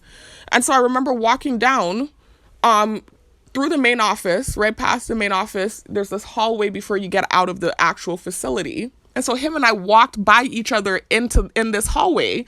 And so he smiled at me big, the same kind of cheery round face. And he said, hey, and I had this I don't know if I had like my resting bitch face on or what it was, but the anger wasn't directed towards him. I was just having a bad day. And so he said, hey, good afternoon. I just said, hey, in this dry way, but it wasn't me trying to be a bitch to him. I was really just having one of those days. I'm targeted. So I said, hey to him dryly and I walked out of the facility. So then when I went outside, it started raining a little bit and I ended up having to go into the lab, the computer lab, to have the rest of my lunch. When I went in there, he was sitting on the computer with this brown paper bag with food. So I said, oh, you're in here? I wasn't saying in this way like a nasty way. It was more so like if he's in here, I'm not coming in here. And not because of him specifically being in there, but because my brain ticks. and my thoughts are being projected. Remember, with the neuromonitoring technology, they can hear your thoughts. Because of that, if it's not a situation where I'm forced to sit under you, like it's training, I'm not going to force myself to sit under you at lunchtime and ruin your lunch. It's more for consideration of you. So I saw him sitting in there holding the paper bag, and I'm like, okay, I'm not going to come in here and sit underneath him and make him hear my thoughts, and ruin this man's lunch. Because I literally had went to sit outside where I normally do, and it started raining. I said, oh shit, I'm going to have to go in the lab. So when I went into the lab, he was sitting in there with a brown paper bag of food. And so I said, oh, you're in here? And I don't know if I sounded bitchy when I said it or what. I can't really gauge how I be sounding to other people, especially when I'm going through something or it's a rough, long day. But I just said, oh, you're in here? Because I was really going to move and leave if he was going to be in there for good. And so he just did this kind of like face, and he said, nah. And he grabbed the bag and he got up and he left the office. He left the lab. And so I sat down. Then he came back in the lab and went in the bathroom. He started sniffing his nose, doing the sniffing thing, like this loud sniffing thing with his nose. And he went in the bathroom and did something, and he left out of the lab, out of the lounge. I didn't see the man again after that. I did not see him again after that. I don't know if that day is what caused all this, like whatever this was that I was dealing with for 2 days with him. I don't know what caused it, but that's the only thing I can think. Either that or him observing my treatment of the guy in the gym, because a lot of people hopped onto that train too. A lot of people like started to have a thing with me because of what happened with this guy in the gym. So I don't know if it was him watching and judging the way I treated this guy in the gym. Again, reactive abuse, a reaction to what that guy was doing first. I don't know if it was that or if it was that day. All I can think about is that one interaction I had with him after that day when I was with the coworker that was telling me all the stories and stuff. The second interaction I had with him. I've only had 2 interactions with the man, aside from this week when he was just going ham on me, Monday and Tuesday. So I was just like, what the heck? So anyways, so I don't know if that's what it was, if he thinks I'm a bitch because how I reacted that day. But it's literally like it wasn't personal. It was not personal. Anyway, y'all, hold on, let me catch up. I was been making noise in the background. Let me thing up this thing here, y'all, because I actually have to get up to get ready in a few minutes. I'm getting a bike, y'all. I'm so excited. I'm getting an electric bike. So I'm going to stop here, y'all, and then I'm going to come back and really try to power through the next few points. I just wanted to talk about the directed combo that took place with this guy and address it, because I still don't even to this day understand what happened. I want to power through these next few points, and then there's a few other things that took place that I want to talk about. I'm probably going to make a part 3 so that this video isn't like 4 hours long. But I'll be back to finish, y'all. At least I got another tick done. I'll be back to finish because I have to get up soon, y'all. I'm finally getting some sort of transportation. I'm getting an electric bike, so... Yeah, I forgot to mention this. Another weird thing he said was he doesn't mess with weirdos. And while he's talking to this person, right, eventually he was talking to the girl, right? He wasn't talking to his mom anymore. I think he was actually talking to the girl now. Saying somebody, you don't mess with weirdos, and like some other directed combo. He was saying so much directed combo. I think after a while the girl stopped listening to him, because it's like, you hear me? You listening? Like, she wasn't even answering him after a moment because he was doing so much directed combo. I was just like, what did I do to this guy to get him to this point here where he's doing all this directed convo and has all this animosity towards me? I'm like, him and I literally had like 2 interactions. Literally, like one day, the first day I actually interacted with him, and then that day I talked about where I saw him and I think I came across as a bitch. I'm like, and it wasn't even a bitch like that. It wasn't really like I'm saying bitch now because I know how I'm viewed by people, but I was just curt with him. That's all. I didn't say anything bitchy. I didn't do a stink face to him, nothing like that. But I'm just like, I don't understand what caused all the animosity. It was just like a day full of directed convo. It's like, oh my God, this is why I was like, I gotta talk about this. I'm like, what is the issue? What did I do? Because I don't even feel like that day where I was acting curt was enough to warrant what was happening there with the directed convo. I really don't think so. So to me, it feels like more so like maybe he saw what happened in the gym with that dude and judging me like I think a lot of people are, and painting it like I'm this bitch or whatever it is. I don't know. Maybe it's a combination of me moving curt that day, and then I don't know what it is, y'all. I can only speculate. All I know is the man was one way when I had that first interaction with him, and then like about a month later, whatever. I don't know what the hell happened. I don't know what it is. But I was like, I gotta talk about this. I was like, what the heck? And more happened on this day too, y'all. Something that I was actually reprimanded for yesterday that kind of ties back to Monday. Something that took place on Monday that I did. So I need to talk about that too. There's so much to talk about, y'all. Like I said, this is going to be a 3-part video. I'm even going to make a clip at the end of that I'm going to attach to, I don't know if I'm going to attach it probably to the end and the beginning of the part 2 video, because there's going to be a part 2 and a part 3. talking about the fact that there's going to be like a 2-part video to cover all of the things that you guys saw in that checklist, in addition to the things that have taken place since Monday that's not on the checklist. There's so much to talk about. And of course, I'm going to be careful with the things I'm saying because I get in trouble for these videos, but I'm just trying to refute certain things, defend myself in certain situations, expound on certain situations. That's all I'm trying to do. So that's what it is, y'all. I'll be back to talk about, everything else. I'll be back.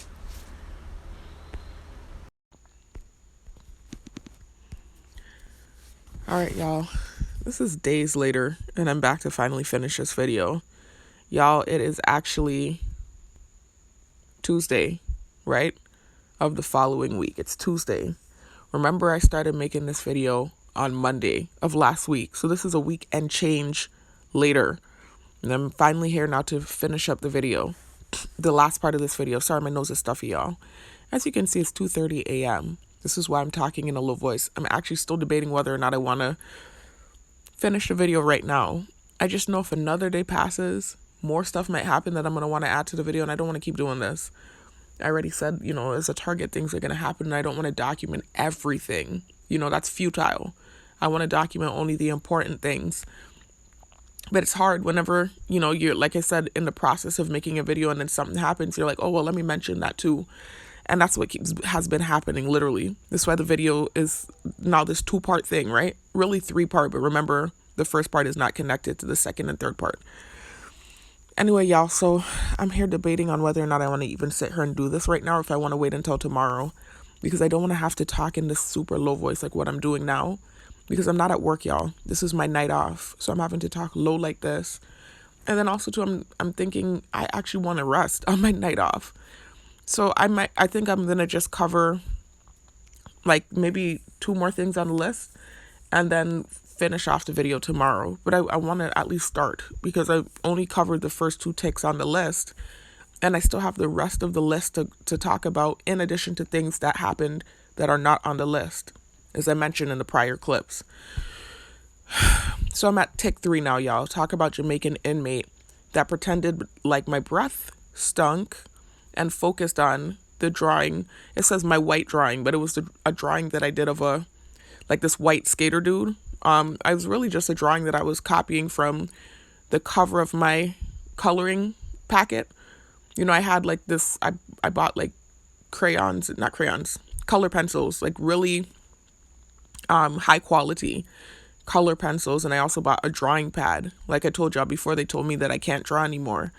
And so there was like this drawing of this white skater dude on the cover of my color pencils. And so just, for something to draw, I decided to draw him. There was also a frog on the cover of the back, I think, of the color pencil pack. I drew that as well. So it was just a drawing. I'm not prejudiced like people think. And so I don't care what your race is. If it's a drawing, it's a drawing. I just drew it. Anyway, so that's what that's what the tick says. Focused on my white drawing. He was focusing on that. I'm gonna explain it to you. So that same Monday, remember I told you guys there were 2 days where I was dealing with directed convo from this guy in tick 2 that I just finished talking about. There was the Friday where I was with the older guy from New York, and he was sitting in the same office area in close proximity doing direct convo. And then the next day they actually put me with him. The Monday, not the next day, the weekend happened, and then the Monday I came back to work and they actually put me with him. On that Monday, a lot took place, y'all. Even something like I mentioned in the last clip that I got reprimanded for last week. So what happened is, while I was under him dealing with all the directed convo and stuff, eventually throughout the course of the day, the internet in the facility went out. Of course, that's not anything that would affect me because I'm not able to use a computer or a phone unless I'm using like the office phone to conduct business, or the unit phone, excuse me. I don't have the leisure, like I told you all, as a cadet to use the computer just, to pass the time, or my cell phone. So the officer I was under, the internet went out, and it seems like he went out into it's called a sally port, y'all. And that's basically outside of the unit and outside of the office space that's above the unit. There's like this hallway corridor type thing, a very short corridor that the inmates and officers walk through to get to the outside of the building, right? So to travel throughout the facility to go wherever you're going, whether it be the cafeteria, whether it be the library, etc. So I was sitting in the sally port, that corridor that you use back and forth to get in and out of the unit.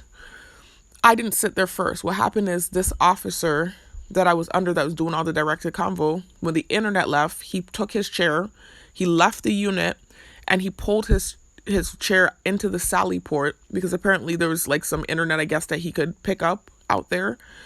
He pulled his chair into the sally port and sat down there.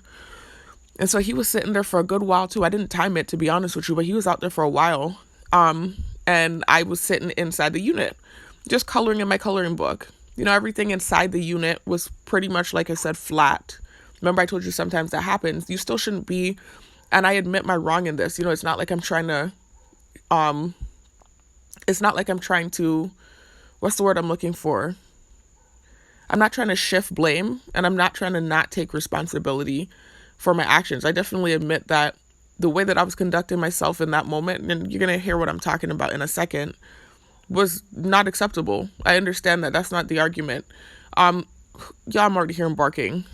But so this officer went out there, and like I said, he was, I guess, trying to get internet or whatever, but he was out there for a good little while. I was, seeing him through the little window for the unit office, sitting out there. I'm in there coloring and stuff, and doing what I do. There's nothing going on in the unit at the moment, but still, I understand that you should be alert to the point where if something pops off, even if you are entertaining yourself to pass the time, you should be cognizant the moment something pops off, if something does pop off, because anything can happen at any time in the jail. That's just real. And so I stayed in the unit coloring because before that officer left, he was in the office in the unit with me. He had a movie going on the computer. And so he was using that for entertainment, and I was doing my coloring. He left for lunch. So before he left for lunch, there's an officer. She's new to the jail, right? She's actually the daughter of the older guy I told you from New York that I was sitting with the day prior, or the Friday prior to the Monday where they put me with this guy that was doing all the directed convo. His daughter, she's new to the unit. Not new like me. She's further along in the process than me. She's an actual corrections officer. So she just got out of the cadet phase, the phase that I'm in. She went over to police academy, graduated, and just got back to the facility, and she's an actual officer now. So they had her going back and forth throughout the units as a victor, something that's called a victor. And what that is basically is the corrections officers, we all have different roles that we play in the jail, whatever they assign you for the day. So they might assign you to be over a unit one day. They might assign you to work in the kitchen one day. They might assign you to work in the library, or they can assign you to be a victor. And a victor is somebody that's moving, like I said, back and forth throughout the facility, helping transport inmates and helping to facilitate, like I said, moving operations within the facility. So that's what they had her doing that day. And her father, similar to how on Friday they had him in there in that unit and I was with him, and then they had the officer that was doing all the directed convo in that same unit on the other side. It was the same setup, except this day I was sitting underneath the guy that was doing all the directed convo instead of her father. So she was back and forth inside of the unit because her dad was in there, right? So every now and then she would come when she had downtime and be in there talking to her dad. So, she came over. You could tell she regretted doing that because in her downtime, it sounds like from what I heard from the conversation, she was over in the medical building, I think sitting in the lab over there or something like that. So he was about to go to lunch. This guy that was doing all the directed convo on me that was sitting outside in the sally port on his whatever he was trying to get internet, right?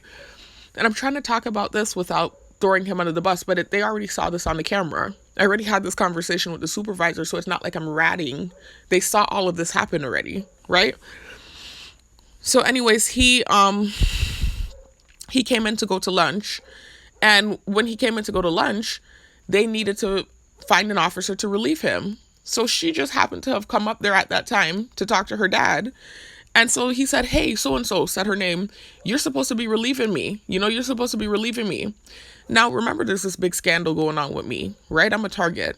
So it's hard to be an officer that has to be put over me. I've said this already. Not only is it annoying that you have to hear my thoughts being projected into your brain, because remember with the neuromonitoring technology, my thoughts are being projected. So everything I think, you can hear it. And I've explained to you all already, I call it ticking. This is not a specific term to the targeted individual community. This is a term I've made up myself. This is a term that I've created myself.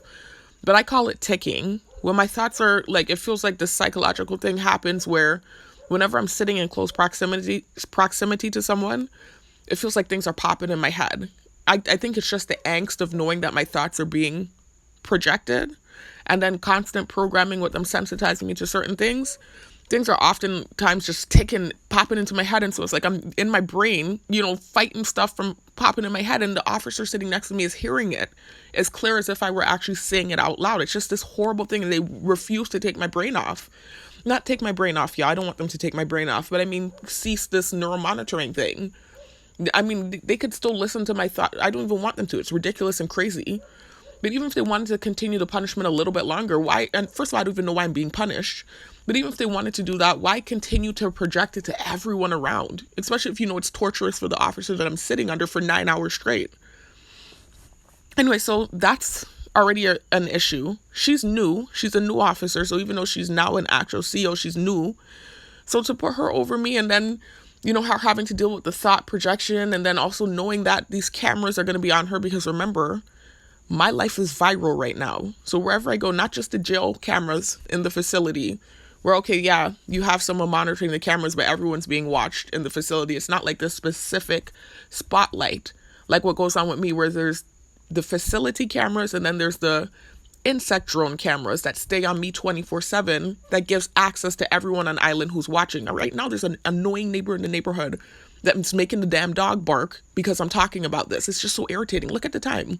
It's 2:41. Why are they up? But anyway, so this is what I'm talking about. So, any officer that's put over me, they have to deal with the burden of my targeting for the day. They have to deal with these viral cameras that are on me. It's like this live reality TV show. They have to sit and deal with the hell that I'm in. They have to deal with that. And then in addition to having to hear my thoughts project, so I can understand where she wouldn't want to sit up next to me. I get it, right? In addition to all the other stupidness that comes along with my targeting and all the freaking stupid false narratives about me and stuff, I understood, right? And she looks young too, she looks like she's in her mid to late 20s. She looks like maybe my younger sister's age, maybe even a little bit younger than that. So I understand, I get it. I understood her not wanting to fill in, and especially if you have, because that's one of the better slots to be in. When you get Victor for the day, you get to move around, you're not stuck over a unit. Really, it just depends on what you're looking for, really, and the kind of mindset you have. If you're somebody that likes to move in action and stuff, you would enjoy the Victor role more. If you're somebody that likes to sit and you're more of a sedentary type person, you would enjoy being over the unit more. But she seemed like she was enjoying being able to move back and forth freely. So now she got to be tied up, for a whole hour and 15 minutes while this guy takes lunch. And you could tell she wasn't expecting that either. She was like, really? She said, so-and-so is Victor today too. When the guy was telling her, hey, so-and-so, the supervisor said you need to fill in for me. So she said, really? So-and-so is Victor today too. And she was kind of just like, sound like she didn't want to come over. So me, I'm already in my head calculating, okay, let me figure out how I can make this work for the both of us here. If he's only going to be gone for an hour and 15 minutes, his chair is still outside in the Sally port, I can go out there and I can draw. This is what I was thinking in my head. So I don't have to sit her and she doesn't have to, feel forced to sit over me. And then something else happened with her too, that I'm going to document. So I actually feel like she just doesn't necessarily care for me as a person in general. I think she has this warped perception of me, like most people do. I'm going to talk about this comment that she made on Wednesday, right? This happened after the Monday when she was, being forced to relieve this officer. But all of that now I'm putting it together. I realize I think it's just also too her just not caring for me as a person, like a lot of these people. Anyway, so, and when I say these people, I don't mean that in a derogatory way. I'm just meaning like the people that have whatever issues towards me, which is a lot of people. I've said offensive things. I'm targeted. It's just unfair. Anyway, so when he started, to kind of trying to get her to come over and stuff, I'm already calculating in my head how I'm gonna make this work for me. Right. So I said, hey, it's getting kind of cold in here. I said, you're about to go to lunch, right? He said, yeah. I said, okay, I'm going to go sit outside in the chair you were sitting in. I said, and I'm just so I can warm up a little bit. And in my head, I'm like, I'm going to just sit out there until he comes back. That's what I was thinking in my head. And then too, again, too, there's the angst of her being a younger female. Remember, there's, like I said, this weird narrative with my targeting specifically. So all of that was making me uncomfortable. And then her action, the way she was moving about it, like she didn't want to come over. I was just like, let me just go out there. That was my mindset. So I went out there, right? And she came over to the unit. I know she's going to watch the unit. I know she knows what she's the main officer. I'm just the understudy, which doesn't mean that you just sit in the corner and do nothing. Of course not. Just because I've now learned the job for the most part, that doesn't mean I get to just sit and cool out and chill. And I still need to now be practicing for when I actually become an officer. I know I need to be practicing the habit of keeping an eye out and being able to multitask. And even if I am doing something to pass the time, not being so engulfed in it that I'm not watching and being vigilant and doing my job. So I understand where I went wrong in the moment, I'm just explaining what happened that day, right? So anyway, so I'm sitting there in a sally port, right? And I'm drying and she's in the main unit. And some of the guys pass back and forth, and I've gotten so comfortable with these guys. I have to keep remembering that these are guys that they're people, they're humans just like me and you, right? But they're still guys that have gotten into trouble. Some of them might have hot tempers or whatever, and fights can spark at any time because when you have so many people in one little small living environment, right? Anything can pop off. And a lot of these guys are hot-headed. Some of them, maybe that's how they got in jail in the first place. Maybe they had a hot temper or whatever it was. But I've talked to a lot of them and they're cool and down to earth. And so I think I became maybe a little bit too comfortable in my movement with them because this is still a jail and I'm still an officer and I need to be cognizant of what's going on around me. So when they're passing out of the unit, some of them going to work or some of them going to lunch, whatever it is, I'll look up and I'll acknowledge you, but I don't feel like I'm in any danger. It's not like I feel like I need to be looking up over my shoulder like something's going to pop off. And that's wrong as an officer. I need to always be ready for anything to pop off. And I understand that. That's where I went wrong in the moment. It wasn't only just that I was out there in the sally port where I couldn't keep an eye on the unit, but then it's also that I was drawing and I was so engulfed into my drawing that when these guys were passing by, some of them, I think they were going to lunch, I just looked up at them and I, hey nurse, that's what they call me. I said, hey, I acknowledge them. I look back down and I'm drawing. And all this is being seen on the camera, right? So it was not for any longer than an hour and a half. In fact, it was under an hour and a half, the time frame, because his lunch is not an hour and a half, an hour and 15 minutes. His lunch is an hour and 15 minutes. And I wasn't out there for his whole lunch. I remember the warden actually called and spoke to the older guy in the unit, the New Yorker guy, who's the father of the girl that was actually filling in for the officer that went to lunch.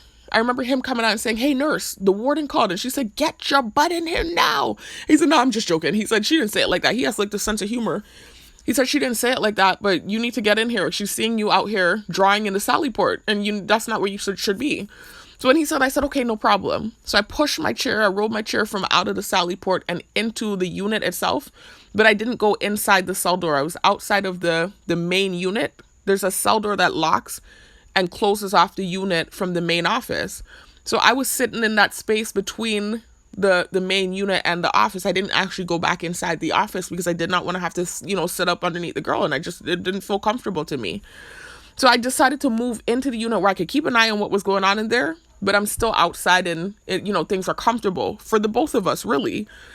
So I'm there continuing to draw, and some of the guys came up to me and, they start asking me because they're, like I said, going back and forth. They were starting to go to lunch and stuff.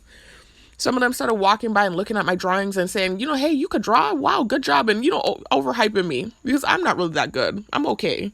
I can do a little something. I'm not going to lie. It's not like I'm completely bad at it. I can do a little something, but I'm not really an artist in that way like that. I'm a poet. I like to write poetry. That's what I'm good at. My younger sister is somebody that can draw and paint and, do really amazing things when it comes to that type of art. I'm okay at that. I'm actually kind of okay, but I'm not that good. But the guys are nice like that, where it's like they'll overhype you, like, wow, that looks so good. Just that's just how they are. It make you feel good, and it's not all that good, but you just go along with it because you think it's nice that they're trying to make you feel good about yourself. So that's what was happening mainly when they were passing by, just kind of hyping up what I was doing. So then this one inmate that I've had very brief minimal contact with, not any real conversation aside from just pleasantries, he actually stopped and stood over me, right, and started to analyze my drawing. He's a super tall guy. I could tell he's from Jamaica, right? He's the only Jamaican inmate, well, to my knowledge, that I've heard a Jamaican accent from in the facility. I've heard other accents other than the Crucian accent, and the Crucian accent is the accent of this island, y'all. Remember, I'm in the Virgin Islands. I've heard other accents in there, but he's the only one I've heard so far. I'm sure there's probably others in there, but he's the only one I've heard that's had a Jamaican accent. You know, I haven't met many Jamaicans down here, to be honest with you. The other day, ever since making these videos, I did hear one in KFC, and he had a plaid pants on, so I'm sure he just came in there because I was in there. I'm sure we have Jamaicans down here, obviously, just like every other island. This is a melting pot. But out of all the islands, I would say Jamaican and Haitian. I haven't really had much contact with Jamaicans or Haitians here on this island. There's a Haitian guy in the prison too. It kind of surprised me. But I'm sure they're here, of course. I haven't personally met many down here, Haitians or Jamaicans. Whereas in Florida, that's the main set of island people you meet in Florida. Of course, you have all kinds of different island people in Florida. You have Trinis, you know, you have every island you could think of in Florida. It's a big melting pot. You even have people from South America in Florida, Colombians, Brazilians, you know, you have Cubans out there. You got all kinds of stuff, man, in Florida. But here on this island, I would say it's a melting pot of different islands and different cultures and different people. But out of all the island people I've met down here, I have not met many Jamaicans or Haitians. I'm just keeping it real. Whereas in Florida, I was meeting them like crazy.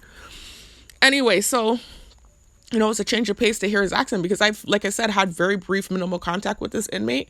And I didn't even know he was Jamaican until he stood over me and really started talking to me about my drawings. So he's just like the others, complimenting me on the drawing and stuff. And at the time, I was still dealing with that picture with the white skater dude that I was drawing. And no, I wasn't. I think I was drawing a car at this time. But he just started asking to see my other pictures. And so I showed him and he saw the one with the white guy, the white skater dude. And he said, oh, I like all your pictures, but especially this one. And he kept focusing on the white guy. Remember, you know, there's this narrative that I'm prejudiced and I've said offensive things. Remember, I shared offensive Hebrew Israelite propaganda when I tried to relocate off of island in 2022. And then I ended up going through all the things that I went through before I came back to the island. And I was actually even staying in my car for a while in Florida, being tortured and harassed and surveilled by many, many people. I ended up reactive abuse, sharing a lot of offensive stuff in my car. It was in the privacy of my car, but of course the car was bugged and everyone around had access to the cameras that were on me. And so, you know, I shared a lot of offensive things. And one of the offensive things that I shared was Hebrew Israelite propaganda. Not one of, but some of the offensive content that I shared in my vehicle was Hebrew Israelite propaganda. And so that's a main source of contention of the targeting. You know, they like to sensitize me to race, specifically white people. And, you know, just kind of really harangue and not let me forget what took place. You know, they don't even really take into consideration what led to, you know, it's not like I'm validating the things I said, but I mean, my God, it's not like I was out in public sharing this stuff.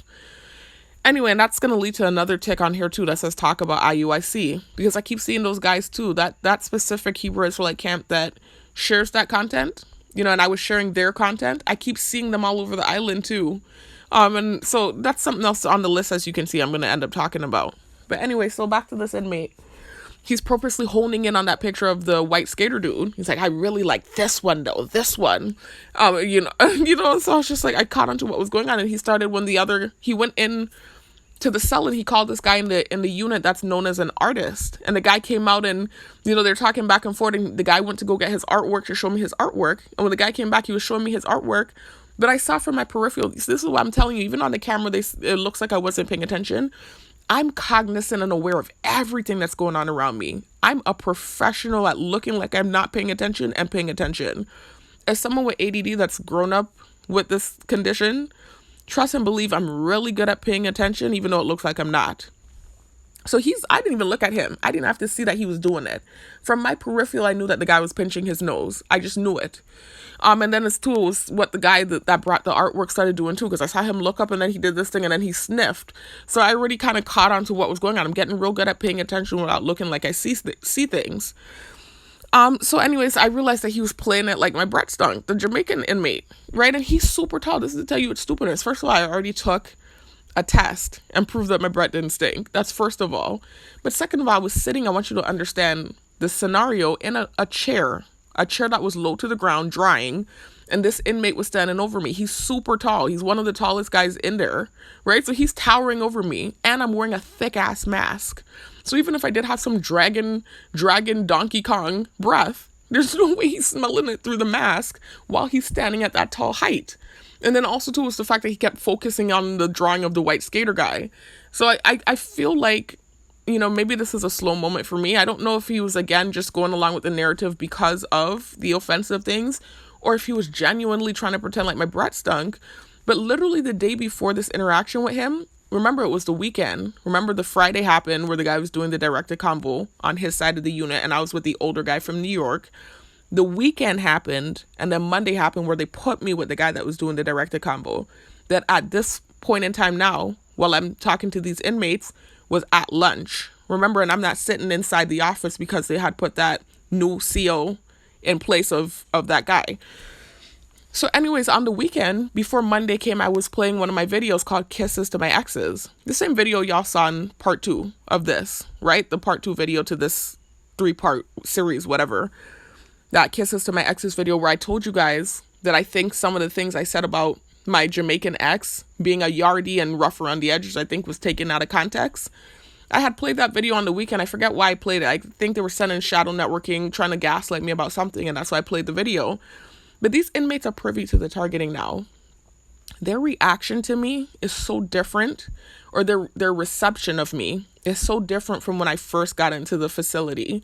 You could tell when they started knowing about me versus when they didn't know. How they were moving when I first got in versus how it turned once they were very quickly alerted about me and the things I've said. It was such a shift in demeanor and the way that they started moving towards me, especially some of them. They're still mannerful now, even now that they're now cognizant of the targeting and stuff. But it's just a whole different thing. I'm good at vibing things out. Some of them are still very kind and mannerful. But again, you can tell that they know about me now, right? So anyways, he, I think somehow is, you know, privy to what's going on outside of the, all of them seem to be, you know, some of them in there, you know, I can't say too much. Some of them have access to what's going on the outside, more so than just via mouth. Like somehow they get access to technology. Whatever happens, I don't know what really goes down. But they know what's going on with the targeting now. And so I think some of them be actually even seeing what's going on with me outside of the facility. I don't know. Maybe. I don't know. I'm not sure. And I don't want to say stuff that's not true. But I notice when things go down outside, they're aware of it. So maybe it's the officers alerting them to what's going on. I think that's part of it too. Some of the officers, not all of them. All I know is that this Jamaican guy has been polite with me before this interaction and very minimal contact. And then now he's here having this conversation with me about my drawings, like all of the other inmates that walked by me. But he stayed extra long and started pretending like my breath stunk. And, you know, I felt like he had, heard about that video, Kisses to My Exes, where I was saying my ex was rough around the edges. That's why I made sure in part 2 to specify what I meant. But anyway, that's what I think was going on with that. So I just kind of wanted to talk about that and how, you know, the reception with the inmates and the jail, itself changed once they learned who I was and, you know, heard whatever shit they heard about me. And that's really how it works on the outside too. It's the same concept where, you know, like once they spread whatever about you around to the new person that they recruit into the targeting, because it's so easy to recruit people. That's why people just hop on easy and start gang stalking you. Once they say whatever, then the person will just start treating you accordingly. It's so fair, and you don't even really get a say in things. It's just so unfair how the targeting works. And it's so effective too. So that's why I really wanted to talk about that. It's just crazy to me. Anyway, after I started making these videos and I kind of in my head thought whatever about the interaction with him, I had seen him like 2 days after that, this was last week, and he went out of his way to dops me up. So I don't think there's any bad blood there. I mean, I think there's like maybe a negative feeling towards me, like a lot of people feel towards me. But I think it's okay with him. But I wanted to talk about that too.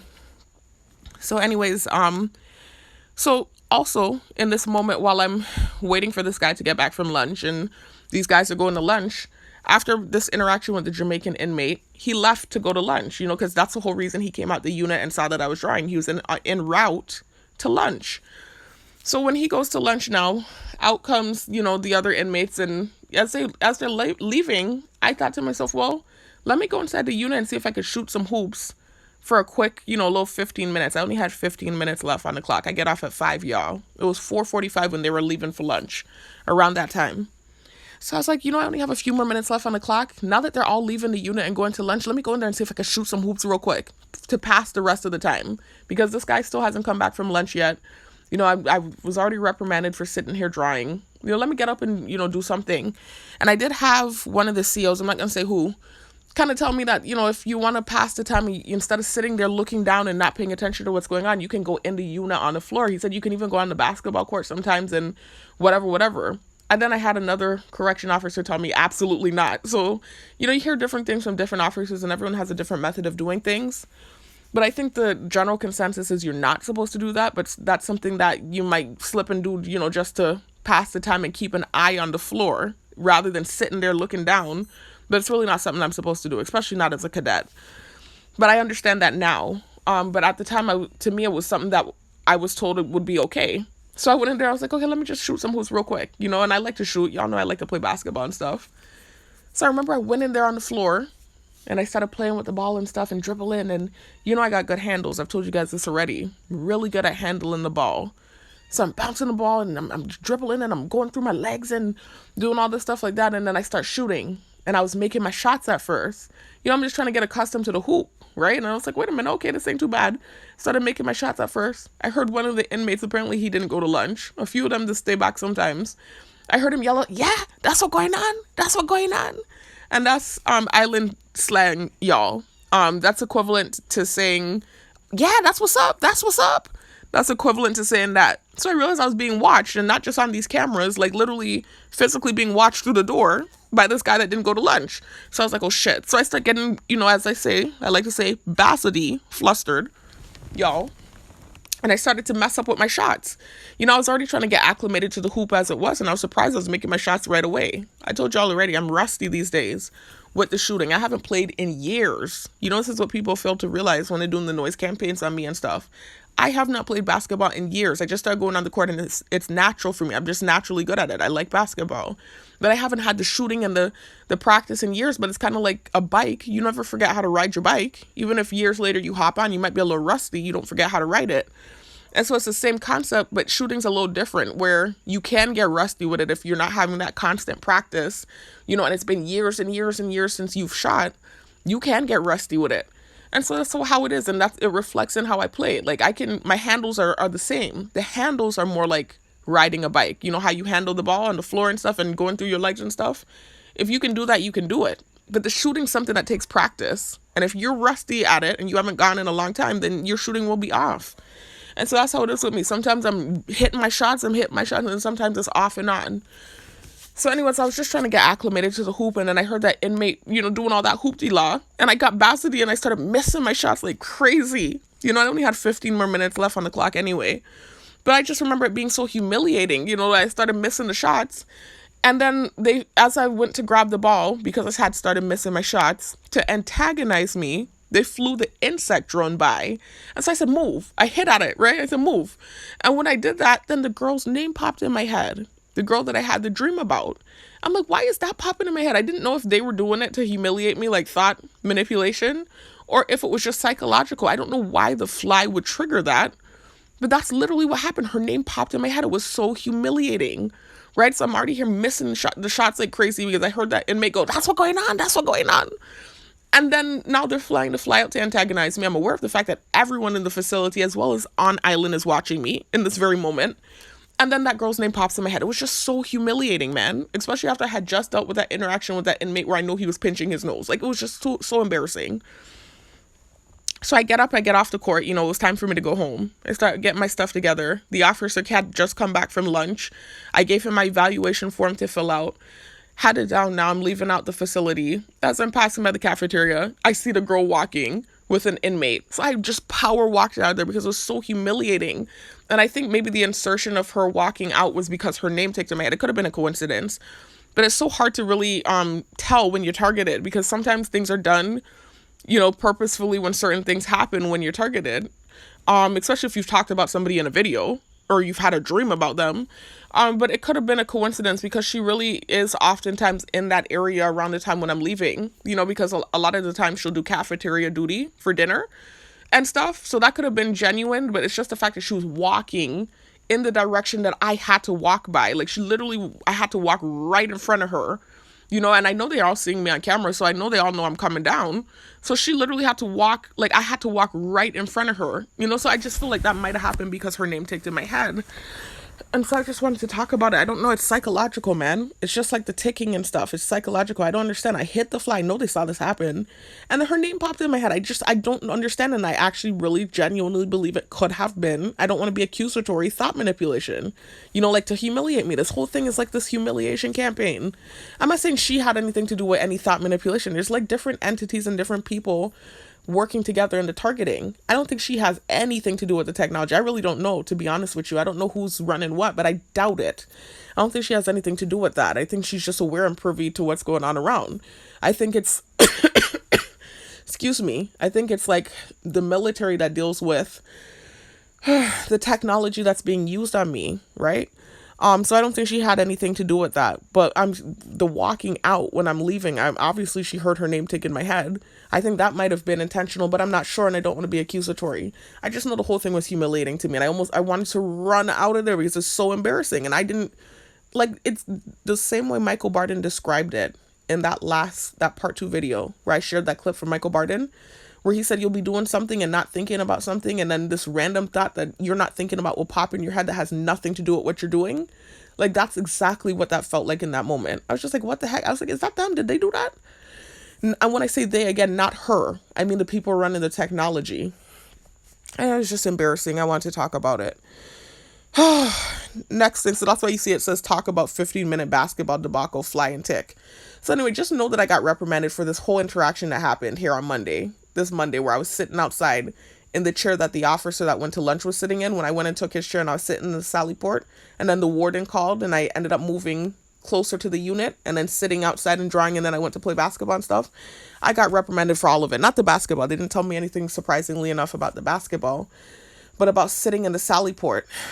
So talk about co-worker coincidentally asking for a ride. Oh, this same day, I don't really want to talk about that too, because I don't want to make stuff out of nothing now. But there's this coworker that I don't want to talk about this because I just feel like I don't want to create stuff. But this is really what happened, and so I had wrote it down as a tick. Remember this happened like a week and change ago, so it kind of feels weird talking about stuff that happened over a week ago. This is why I don't like taking so long to make these videos. But there's this older lady that works in the front office that I train under sometimes. And that same day when all that embarrassing stuff happened, first the thing with the Jamaican inmate pretending like my breath stunk, then the basketball debacle, the girl's name ticking in my head, then me walking down and she's, walking right there where I had to walk right in front of her. The whole humiliating thing where you could tell I was trying to like run out of the facility this day.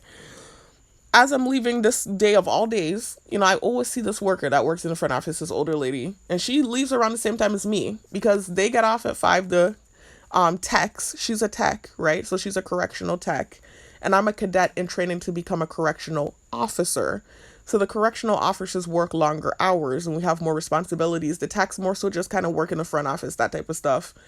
The officers, you run in the whole facility and you have to be over units and you're working long hours, etc. As a cadet, I work the same hours as the techs. So the techs get off earlier. They work a regular 8 hours, right? Or 9 hours. They work a regular, it's not a 9 to 5 or even an 8 to 4. It's an 8 to 5. So it's a 9-hour shift. That's an extra hour, but still it's like a regular shift. The correctional officers work 12 hours, mandatory, from 8 a.m. to 8 p.m., right? So anyways, I get off at the same time as the techs because I'm a cadet. As a cadet, I don't have to work those extra hours yet.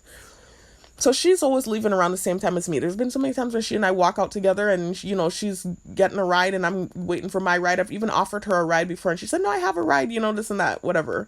She's never, in the whole 2 months and change of me working there, asked me for a ride. This day now, when all this humiliating stuff is happening and I'm trying to run out of there, she's asking me for a ride this day. So I thought that was kind of a coincidence, but I wasn't going to, make anything of it. I didn't want to be accusatory or make assumptions. That's what's gotten me into trouble. I keep getting in trouble for these freaking accusations, and not accusations, really, it's not accusations, it's really assumptions and making assumptions and assuming stuff and making an ass out of myself. this keeps happening to me even in the targeting. So I'd be trying not to do it. But I'm just thinking in my head, dang, this day when all this embarrassing stuff happened where I'm just really just trying to rush home, this was the day she asked for a ride. I thought it was kind of coincidental, but I was like, let me see what happens. I just got to feel, I don't know, I'm so intuitive. I just got to feel like, I wonder. So anyway, she and I are leaving out. I am explaining to her I have to wait for my ride to come. My ride isn't just out here. This lady that works inside the jail, she works in the chapel, I think, was leaving in this truck, and I think she was asking her if she wanted a ride, and she said, no, I'm going to go with her. I said, I have to wait for my ride, right? And she said, no, it's okay.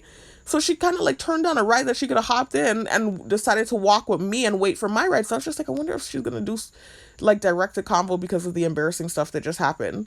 But I was like, let me just wait it out, feel it out, see what happens. So she and I walk out and we're talking, the conversation's awkward because I'm awkward. I'm an awkward person, but then also too, just embarrassed about everything that had just taken place. So I wasn't really in a talking mood, in addition to the fact that I'm not really good at socializing anyways. Typically when she and I work the front office together, it's cool. We socialize and stuff. And, the conversation's a little bit of a struggle because of me. It's my fault. I'm not a social person.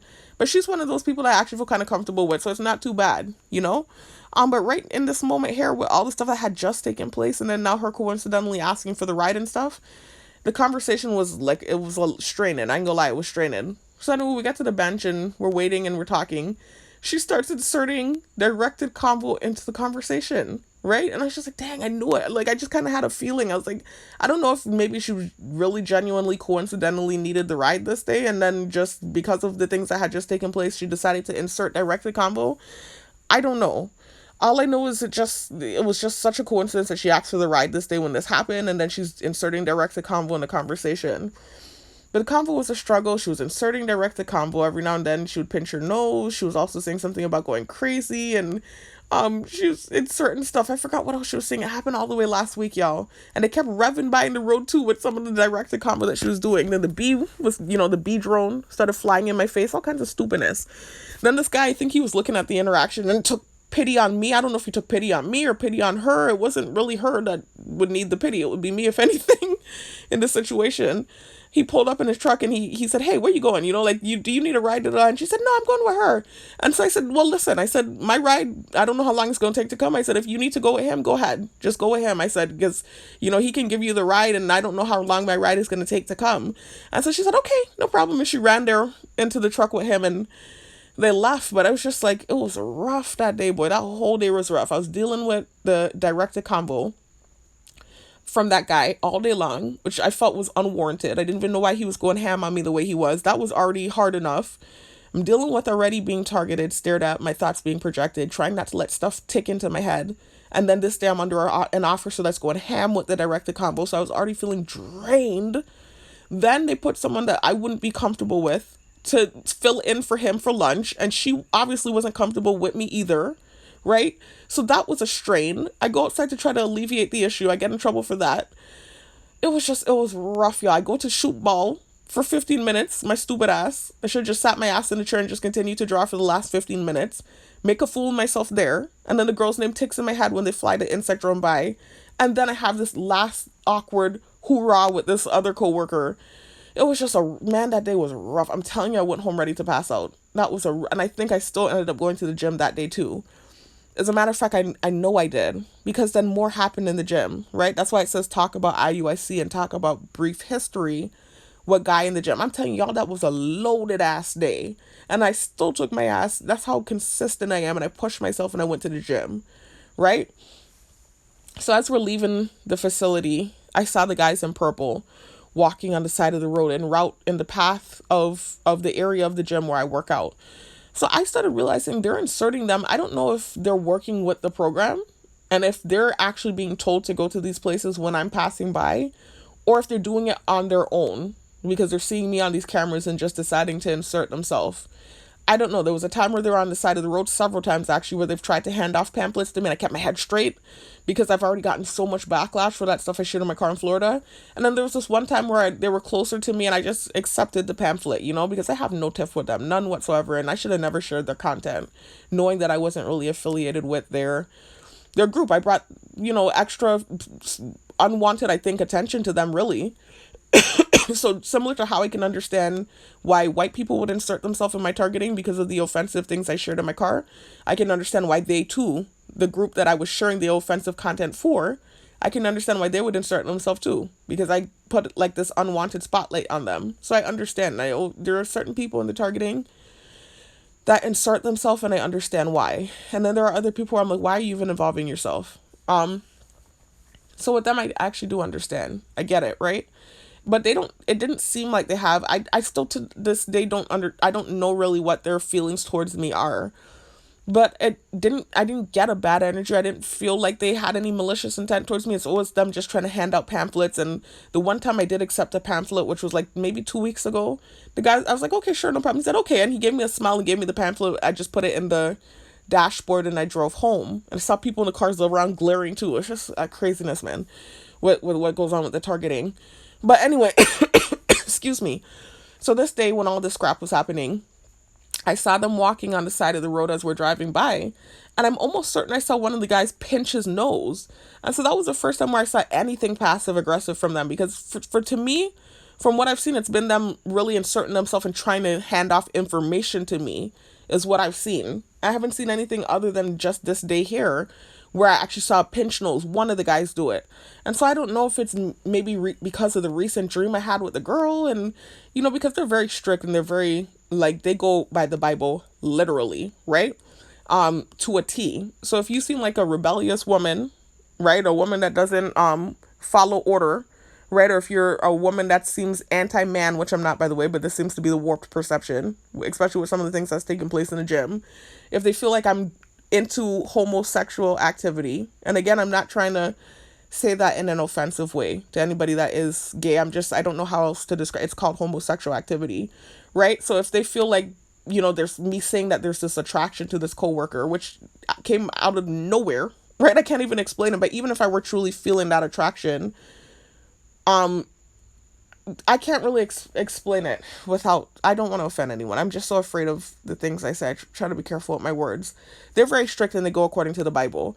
So all of that would be looked at as you going off track, right? So they would probably be looking at me like I'm completely off track right now. And so maybe that's what caused that. I don't know. Where they're just like, no, she's off. This girl is off. It's probably what they're thinking. I know because I've been dealing with certain things for a number of years, right? So I'm very familiar with the Hebrew culture, even if, again, there are different subsets, right, and different denominations of Hebrew, and some believe certain things that others don't. There are still certain values that they do follow. And so in that culture, homosexuality is an absolute no-no. Like, they would consider you to be going off. Sorry for the abrupt cutoff, y'all. Believe it or not, this is actually days later. This is actually now Thursday morning, 4:48 a.m. Thursday morning, y'all. And I was continuing this video on, I don't even remember when I made that prior clip you just heard. I believe it was on probably Tuesday, I think is what I had said, Tuesday or Monday, when I made that prior clip that you just heard. So this has been almost like a 2-week process making this video.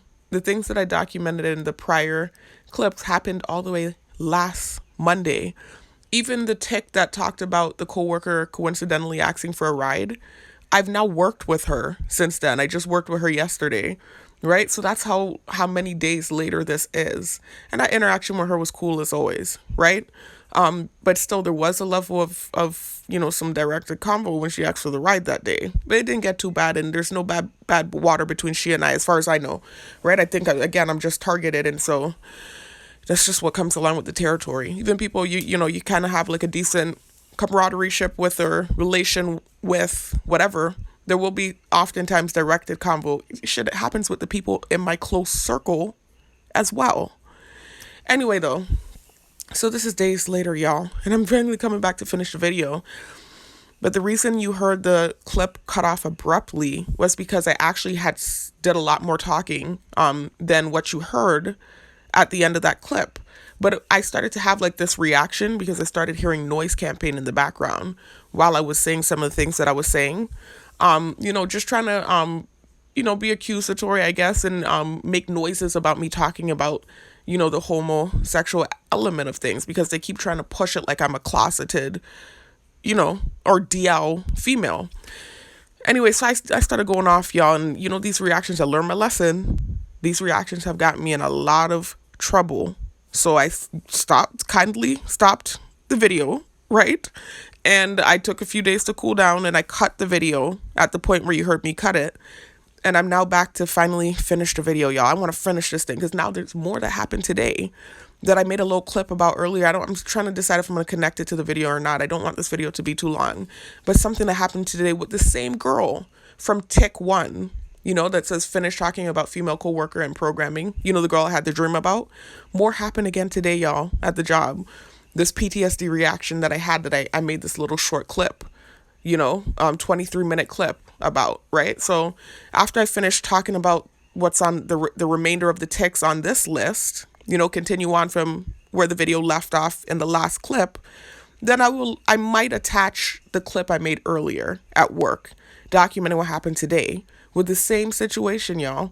And then, of course, at the end of the video, like I said at the very beginning, I'm going to do the workout update. So let me try to hurry up and rush through the rest of the ticks so that I can add that clip that I made earlier on, so you all can hear what happened today at work with the same situation.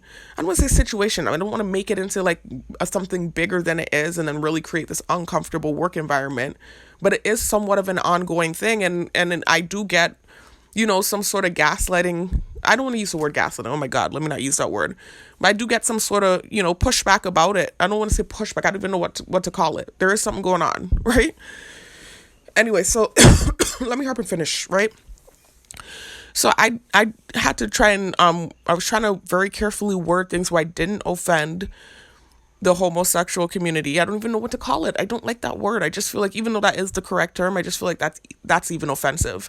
But I'm trying to say what I'm saying without offending that community, while still explaining to you how it works in the Hebrew community without offending that community. It's just so, I don't know, it's hard when you're targeted and you're trying to document things and everybody's staring at you with critical, judgmental eyes, and everything you say is being analyzed, and you already have people that have, issues with you because maybe some of the things you've said before were offensive, and so everything you say is a problem. It's just like, it's hard to talk about this. This is a very taboo topic, and it's complicated. It gets murky, especially when I start talking about the Hebrew stuff.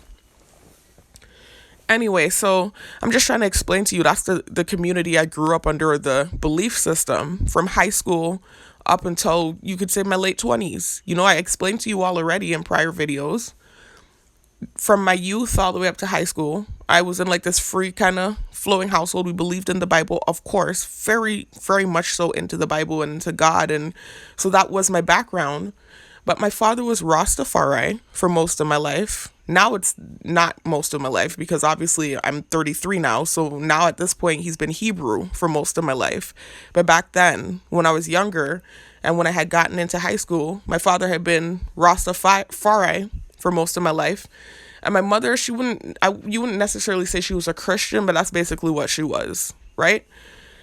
And then in high school, my father learned about the Hebrew community and being Hebrew Israelite, and I think he learned it from some of his friends, and that was when that was introduced to us. And that's kind of what I grew up in from high school, you can say, all the way up until my targeting started. To be honest with you, I'm not a liar. I'm an honest person. That's just the reality of things, and that's just the cards that I was dealt in life, and this is how it was. This was my life. I'm just being honest with you.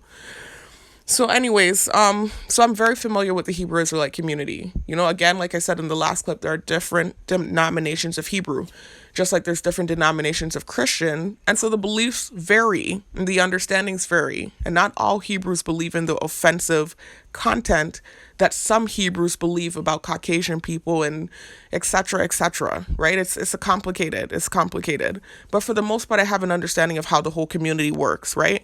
And one thing I know for sure is they're very strict about the Bible. They take it literally. And so being gay would be considered an absolute no-no. I'm just being honest. I'm not coming for that community. If that's your lifestyle, I'm not coming for it at all. I'm just explaining to you how it works in the Hebrew culture and what their perception is.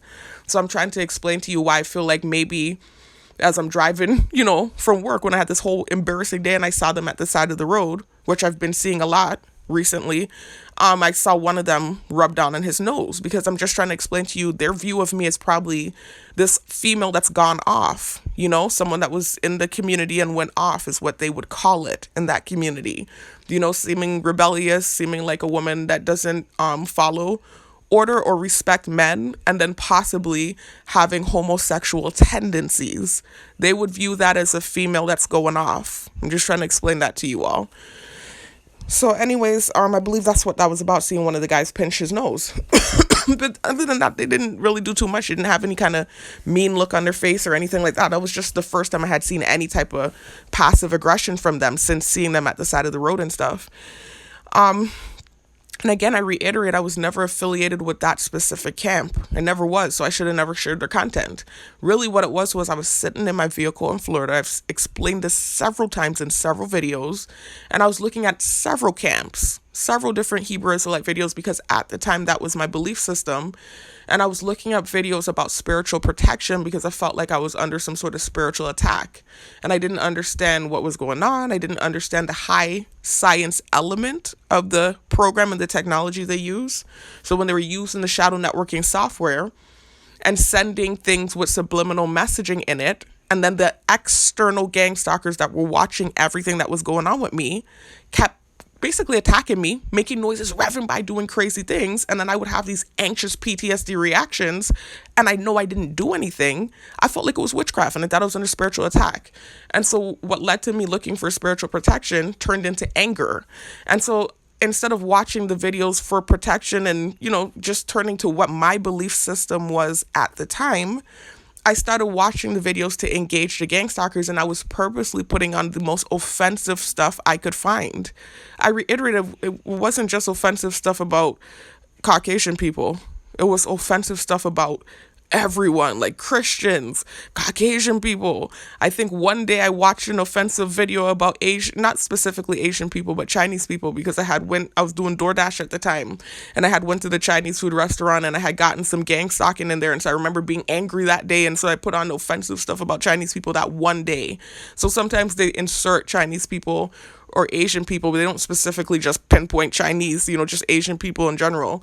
They'll sometimes try to insert them in the targeting, but not as much as they do Caucasian people, because it was just days and days and days of me sharing offensive stuff about Caucasian people. And really that was because that was a buildup of what had happened to me in Indiana, the gang stalking that happened over there, where it turned racially charged. And I explained in several videos how that happened. But it was just a buildup. It was reactive abuse. All of that took place in my vehicle was a reaction to months and months of gang stalking, harassment, antagonization, illegal surveillance, living in my vehicle, almost losing my life, etc. That's what that was. Y'all, hold on a second. I think I see somebody walking in the street at this hour of the night. Is that what I'm seeing? At this hour of the morning? Hold on, y'all. Hold on. Yeah, there's somebody walking up the street at this hour of the morning. It's 4:58 a.m. What the hell, man? I'm telling you, there's always people up, always, no matter what time it is. Anyway, so it was reactive abuse. I've said this a million times, and there's still just I've gotten some sort of leeway. Obviously, they gave me a job before I couldn't even get a decent job, despite my resume that's full of experience. I've worked some pretty high profile jobs, and I've worked some good jobs. I have a lot of experience, and I couldn't even get a good job for a while. Finally, I got a good job. So, there is some sort of, whatever, but at the same time, I'm still just getting lash and lash and lash for this reaction that I had. It's so unfair to months and months of abuse. It was reactive abuse, what happened. And it's not that I'm validating the things that I said or the things that I shared, but this is what it was. It was cause and effect, and that was the effect. The cause was the gang stalking and the antagonization and the stalking and the harassment, and me trying to relocate and still being tracked down and traced down like I had done something and I didn't. Anyway, so that's what it is, y'all.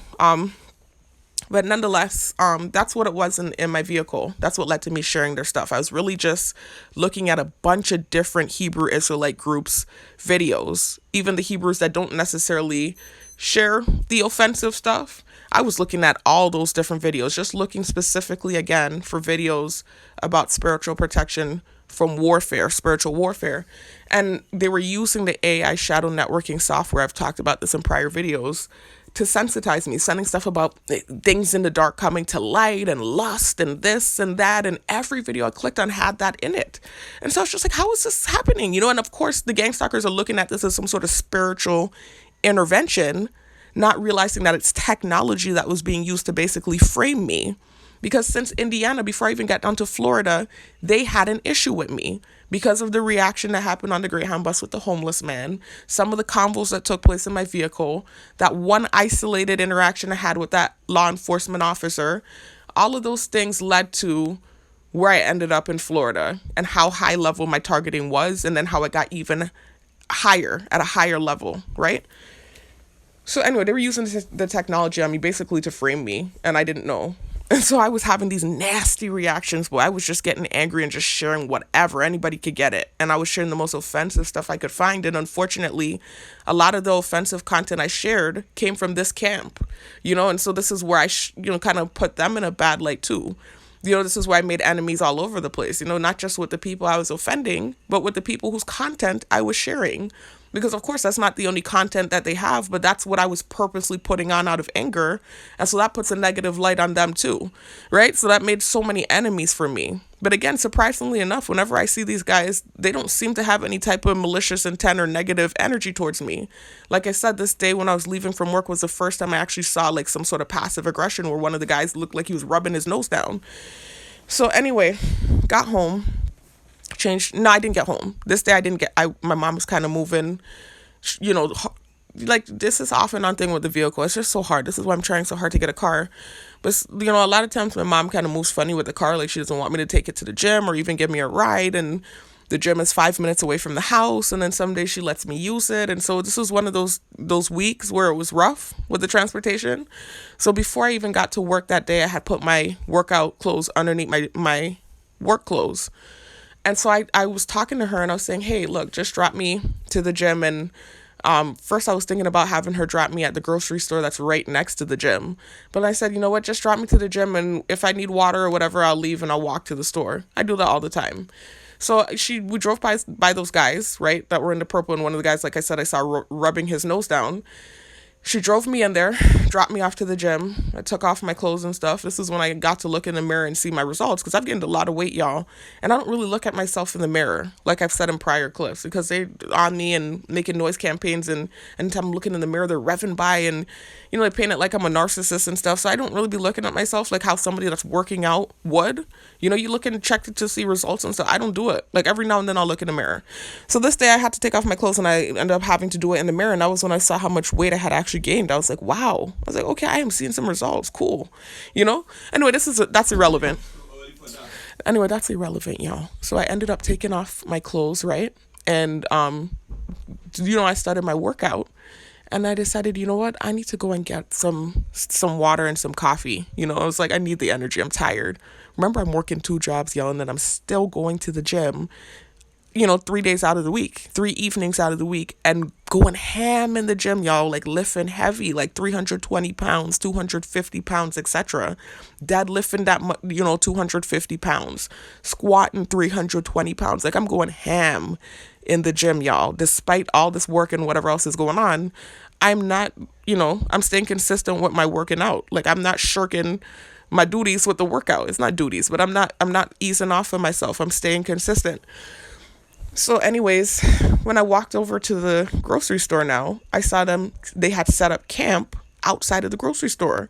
The guys in purple. I know they had to have heard in the car that that's where I was going. And even if they didn't hear, a lot of the people that watch me work out, they know I go to the grocery store. Not all the time, but sometimes I'll walk there to get stuff, especially if I didn't go ahead of time. So I have a feeling they knew I would be heading there. But I don't know for sure if that's what it is. I don't want to be accusatory, even though it's obvious that that's likely what was going on. I don't want to be accusatory at all or make assumptions and make an ass out of myself. But they were set up outside the grocery store. So as I'm walking to the grocery store, I remember just, they started to get more animated. They were talking and they looked like they got more lively as they were talking and stuff. And I got bazadi, y'all. I got flustered because I already know, this, like I said, this is a source of contention in my targeting. I've gotten so much backlash for sharing their content. And I've never really been face to face with them where I'm on foot. It's always been in car where I'm driving by, but now I'm walking by, and I just was bastity, man, and flustered. So I remember looking down and acting, flustered, and I saw this guy I went to private school with back in the day. He had come out the grocery store as I was walking to the grocery store. He looked at me, and he looked at them, and he looked back at me, and he squinted his eyes a little bit. I was like, oh boy. So it just made me feel even more flustered. So I was looking down at my feet and, everywhere but, at them. And I walk in the store, I got what I needed. They didn't tell me anything. Came out, went back to the gym. Right? So now that's all I want to talk about with IUIC. Just talk about the fact that I don't know if they're, that's why I put the tick there, talk about IUIC. I don't know if they're inserting themselves, of their own accord, or if they're a part of the program and they're being told to do that. Because I've been seeing, it's called sensitization. Sensitization that has things to, sensitization that relates to some of the things I've shared, some of the things I've said, etc. And so I don't know if they're being inserted because they're working with the program, or if it's that they're doing it on their own. Because I learned years ago, I don't want to say false information, that specific camp actually signed, I think, some sort of agreement with the government. And I think it's because a lot of them were being marked as terrorists. I'm not sure. I don't know how it works, and I don't want to say false information. Again, I was never affiliated with them, but I'm familiar with the Hebrew Israelite community and the different camps. In that specific camp, I don't know if it was because they were marked as terrorists, or if it's just because they were sharing offensive stuff and they got spotlighted anyways, because there's a lot of them out there in the street sharing that stuff, y'all. And of course, people make calls and stuff, right? So it's not just via me that they got some light. They've had their own controversies and things happen, but my thing is this big viral thing, and so this was again another thing that put a lot of spotlight on them. But from what I understand, the main leader for their camp, I think he had signed something with the government. I remember that being this big deal in the Hebrew Israelite community. I don't remember exactly what it was that he signed, but it was something I think he signed with them. I think just to create some level of peace with them and the government. I don't know exactly what it was, and I don't want to, again, say false information. So I don't know if they're inserting themselves again because they're working with the program, or if they're inserting themselves on their own accord. I truly don't know. But anyways, even if it is via the program, I don't think the intention is bad. I just didn't get that vibe from them, especially with them handing off the pamphlet and stuff. And I'm good at reading people's energy. So anyways, got back to the gym. That's all I wanted to say about IUIC, really. Just kind of address the fact that I see them often, and, it always makes me so anxious, and I really don't know, what it is. Like, I don't know, again, if they're doing it on their own accord, or if it's something that they're working with the government with, working with the program. And then also, too, just the fact that, again, that just points out, though, it's not really about that, though. It's not really about me sharing that offensive content, because at this point now, everyone on Island knows about them. They be out there in the purple, proud and bold and not scared, and people aren't really revving by or giving them any type of backlash. So for me, I'm getting all this whipping and beating for the stuff I shared in my car that was, belonged to that group or entity. And again, this is not me throwing them under the bus. I'm just trying to prove a point that I don't think that's why I'm getting all this whipping for. It couldn't be. What are they whipping me the way they're whipping me for? Even the false narrative from the text message, y'all, they have actually inserted, I'm trying to be careful about saying this, I don't want to offend people. They have actually inserted people that have done that into the targeting. I had made some comments that were off. This is where it could be a problem for me in the prison too, because I don't know who's done what. I've seen some rap sheets, but I don't, I think the people that have done that crime, the false narrative that was created from the text, I think they're like protected in the I don't know for sure, but I think in the facility, because in the facility, people like that usually get their ass beat, right? They don't play with that. Not always, and I have to be careful with what I'm saying. I'm not trying to be judgmental, because people make mistakes. I understand that. And if you've repented, you've admitted your sin, and you apologize, then you do deserve forgiveness according to the Bible and according to my perception of things. So I'm not a judgmental person, but I'm just saying it like it is. Typically, those people with that type of crime, that nasty, I don't mean to say nasty now, oh my God, I'm gonna sound judgmental. The reason I'm saying is because I started hearing noise campaign in the background. This is what happens, y'all, reactive abuse. You hear the noise, I know I didn't do that, right? And so I start getting mad, like that nasty crime, and saying that, and then the people who actually did it again, now I sound like a bitch, like I'm judging them. It just gets me angry when you didn't do something like that. You don't deserve to have that fucking shit pinned to you. That is the worst thing you could accuse somebody of doing. If you truly did it and you repented and you apologized, you have to bear that sin. You have to bear that you did that. But you do get forgiveness. But for you to try to pin that on someone who didn't do that, that's just, it gets me so angry. You can accuse me of anything. That's when I get so angry, I want to beat somebody. And I'm very strong. I'd be wanting to beat people to a pulp when they come with that narrative. This is why I get so mad and I start thinking the nasty things. When they push that specific thing there, I want to beat somebody. Like, that's how angry I be getting. Anyway, so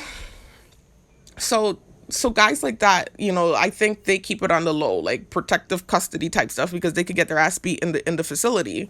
Even the rapists are considered, and they have some of those in the facility too, obviously. They don't get as much respect, So I'm saying that to say that me saying what I'm about to say shouldn't cause me any issues in the facility, but I still want to be careful. I don't want to offend people. But they've even inserted sex offenders, like that specific type of crime, into my targeting. There's one already that they like to push into the targeting. I never point him out because I don't want to put him under the bus like that. I know who he is. The people who hired him knows who he is. Everyone else, unless they've looked up, I have to be careful because I had made this comment about how they could find certain stuff down here about certain people, like something I came across by accident, and what I saw and how many of, people who actually have committed that crime live down here, and how they're doing all of this to me, and they've never done this to people on this island who have actually committed that crime. And me saying that, especially the way I said it, and I can't really say too much. I've said it in prior videos and I got backlash for it, and that's also partially why they keep inserting this guy, that did that, because I came across his info by accident too, the way that I talked about in my prior videos. And so they keep inserting him now, and so some people might know who he is because they might have looked up whatever and, but maybe not. So I never ever throw him under the bus. Whenever I see him, I just keep a hush. I never say, yo, that's the dude that, whatever. But they constantly insert him into my targeting too. This is why I kind of wonder about IUIC. Are they inserting them or are they doing this of their own accord? Because they do insert that guy, and I know for sure he's working with the program, right? That guy that did the crime that was created from the text message, a false narrative that they spin about me. So I'm just saying though, even people that have done that though aren't getting the beating I'm getting. So what is this really about? That's all I'm saying. It couldn't be bearing false witness that I'm getting this much backlash I'm beaten for. This is crazy to me. Especially when I've already apologized and I'm not still doing it. Why are they beating me like this? Figuratively, y'all. Obviously, they're not like physically. They might as well with how bad things are. But they're not physically beating me. Anyway, so that's kind of why I brought up IUIC too, though. Just to, again, point out, I almost want to say the hypocrisy of the program, but not the hypocrisy of it. Just like the nonsense of it. It's like, what is this really about? Because you don't have an issue with those guys. Not that I want you to have an issue with them. Not that I'm trying to throw them under the bus. But you don't even have an issue with them. So what is the issue with me? What is it really about? What is really the problem? That's all I'm saying. Anyway, next thing, y'all. So talk about brief history with the guy in the gym. Finally, I'm going to be done with the checklist after this. Oh my God. And I could talk about what happened on last week, Wednesday at work, which was obviously after the Monday when all this stuff on this list happened with the directed convo and the inmate pretending like my breath stunk and playing basketball and blah, blah, blah. And just a reminder, y'all, I realized I didn't say this clearly in the last clip. The Jamaican guy that was pretending like my breath stunk, the reason I feel like the video kisses to my exes offended him, I know y'all saw the last video, the part 2 video, hopefully you did. If you didn't, then you're going to be kind of lost. In the part 2 video, I went over that kisses to my exes video and I expounded on it and explained what I meant when I said what I said about my ex. But he was Jamaican, right? And so that's why I feel like what I said might have offended this inmate until I went in that part 2 video and explained and expounded on the things that I said and it explained what I meant. I've dated several Jamaicans, y'all. I have no issues with Jamaicans, trust me. I have dated several, other than that guy that I showed you in that video that I was actually with. He's the only Jamaican I had ever been in a relationship with, but I have dated several Jamaicans.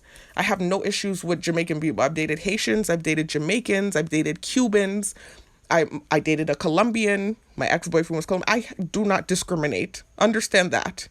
I've dated not just Colombian, I've dated, excuse me, a Dominican, a guy that was half Dominican, half black. Dominican meaning Santo Domingo, right? I have to specify. I have dated like a lot of different types of guys, y'all. I do not discriminate. I'm telling you. That's why I think it's so funny that they try to paint it like I'm this prejudiced person. I don't discriminate. I'm telling you. If there's a connection there and I like the vibe, and then that's what it is. So it wasn't me trying to, insult Jamaican men. That's not what it was. And that's why in that part 2 video, I expounded on what I meant. I explained what I meant when I was saying what I was saying about that ex of mine. But that's why I feel like this guy, before I explained, further in that part 2 video, that's why I feel like this inmate was moving the way he was with me, because I think he took my kisses to my ex's video where I was talking about my Jamaican ex out of context. Anyway, y'all, I'm through the whole list now. I just need to talk about this one interaction that happened with this guy in the gym. This happened not yesterday, because I went to the gym last night, y'all. Remember, this was like now Tuesday of the following week. But last week when I went to the gym, that same day, after all this crap happened, I had went to the gym. In fact, I don't think it happened on this day. I added this to the list, this tick to the list, but I actually think this happened on Friday, if I'm not mistaken, or Thursday. It happened later in the week. I remember going to the gym, and also something happened on Wednesday of last week also, y'all, that I want to talk about. Remember I told you the girl that was new that, sat in for the guy that went to lunch that was doing all that directed convo that led to me sitting out in the Sally Port and drying? Remember I told you she made a comment that same week, on Wednesday though, not Monday. I want to talk about that day too. So I'm going to get there in a second. I just need to get through this list here. Golly, finally. Right? So that same week, I don't remember what day it was, I remember going to the gym, and there's this guy there, right, that I see off and on sometimes. I don't know him like that. As a matter of fact, I'm more familiar with his sister than I am him. I'm familiar with the whole family, but really just because I don't want to say they're infamous. I mean, my family at this point would be considered infamous too. But similar to how my family's infamous for my scandal, his family too is infamous for my scandal that took place with his sister. Right? So, but before that scandal even took place with her, and before his family kind of started going viral, similar to how my family's going viral right now, I was familiar with the family, and only because more so the sister than the family in general. I just happened to be, it's a small island, friends with the guy on Facebook, but I was more so familiar with his sister. I didn't know him like that. I've never known him like that. I think he's in the same age range as me, so I think that's how we ended up friends on social media. It's just a small community, small island. But his sister, his younger sister, is more so who I'm familiar with. And even she, I don't know personally, but more familiar with her. Before the big scandal with her happened, years ago, y'all, almost a decade and change ago, my younger sister dated this guy. I can't say too much because I don't want to, if I talk about people in my videos, I get a lot of backlash. But she ended up dating this guy that, I can't say too much without it being a thing, She had this big scandal with this guy when she was younger that she dated, this older guy.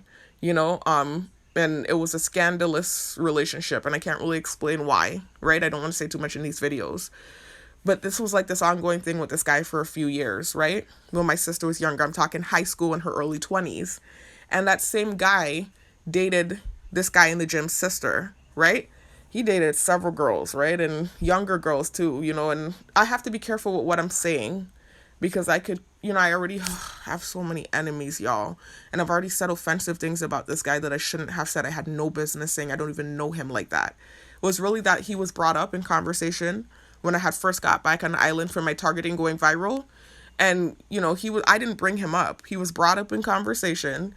And I ended up kind of going in on some of the things that I knew about him. Again, similar to what I was doing with the other people, trying to point out stuff like, why is this happening to me? And this person did that and that person did, and it's like wrong person to do that with. Like, he's very well known here on island. A lot of these people that I have said offensive stuff about are, and this is how I keep ending up in problems, like real serious doo-doo, poop. So I should not have said anything. I was just losing my shit back then because I've been known about the situation and not putting my mouth in it like that. I was like one of the quiet people in the situation, of course, giving advice to my sister and stuff, but more so quiet and in the background. I was just losing my shit when I had got back on the island. And so when he was brought up in conversation, I started to go in on the dude, again, misdirected anger, and probably creating more enemies here on island for myself with my stupidness, knowing that there are cameras on me and that everything I'm saying is going viral. Anyway, so I apologize for even making that comment about younger girls, because I don't know the man's dating history. I truly don't. And I actually think he's dated older females, and I think maybe just my sister and that girl, and I think one other girl that I knew about was, younger that he dealt with. So anyways, he's an older guy though. Like, he's older than my older sister, and my younger sister obviously is younger than me. So it was like this controversial relationship that they had back then. And while she was kind of dealing with him, she found out that he was also talking to this dude's sister, right? This guy in the gym that I'm about to tell you I had an interaction with. I'm just trying to explain how I know about him because I don't know him. More so know about his sister. So he probably don't even know all this took place. I mean, I'm sure he know maybe about her, that's his sister, about her dating history and stuff, but they wouldn't know who I'm talking about unless I specified, and I'm definitely not about to. I'm just trying to explain again how I know about him, aside from just being friends with him on Facebook. So, so that's how I knew about the family. I really knew about her, not him. And then also too, and not in a bad way either, not anything bad about her, you know, just the fact that my sister found out about her being one of the girls that this guy that she was, you know, having this thing with back in the day that she thought she was in love with was dealing with or whatever.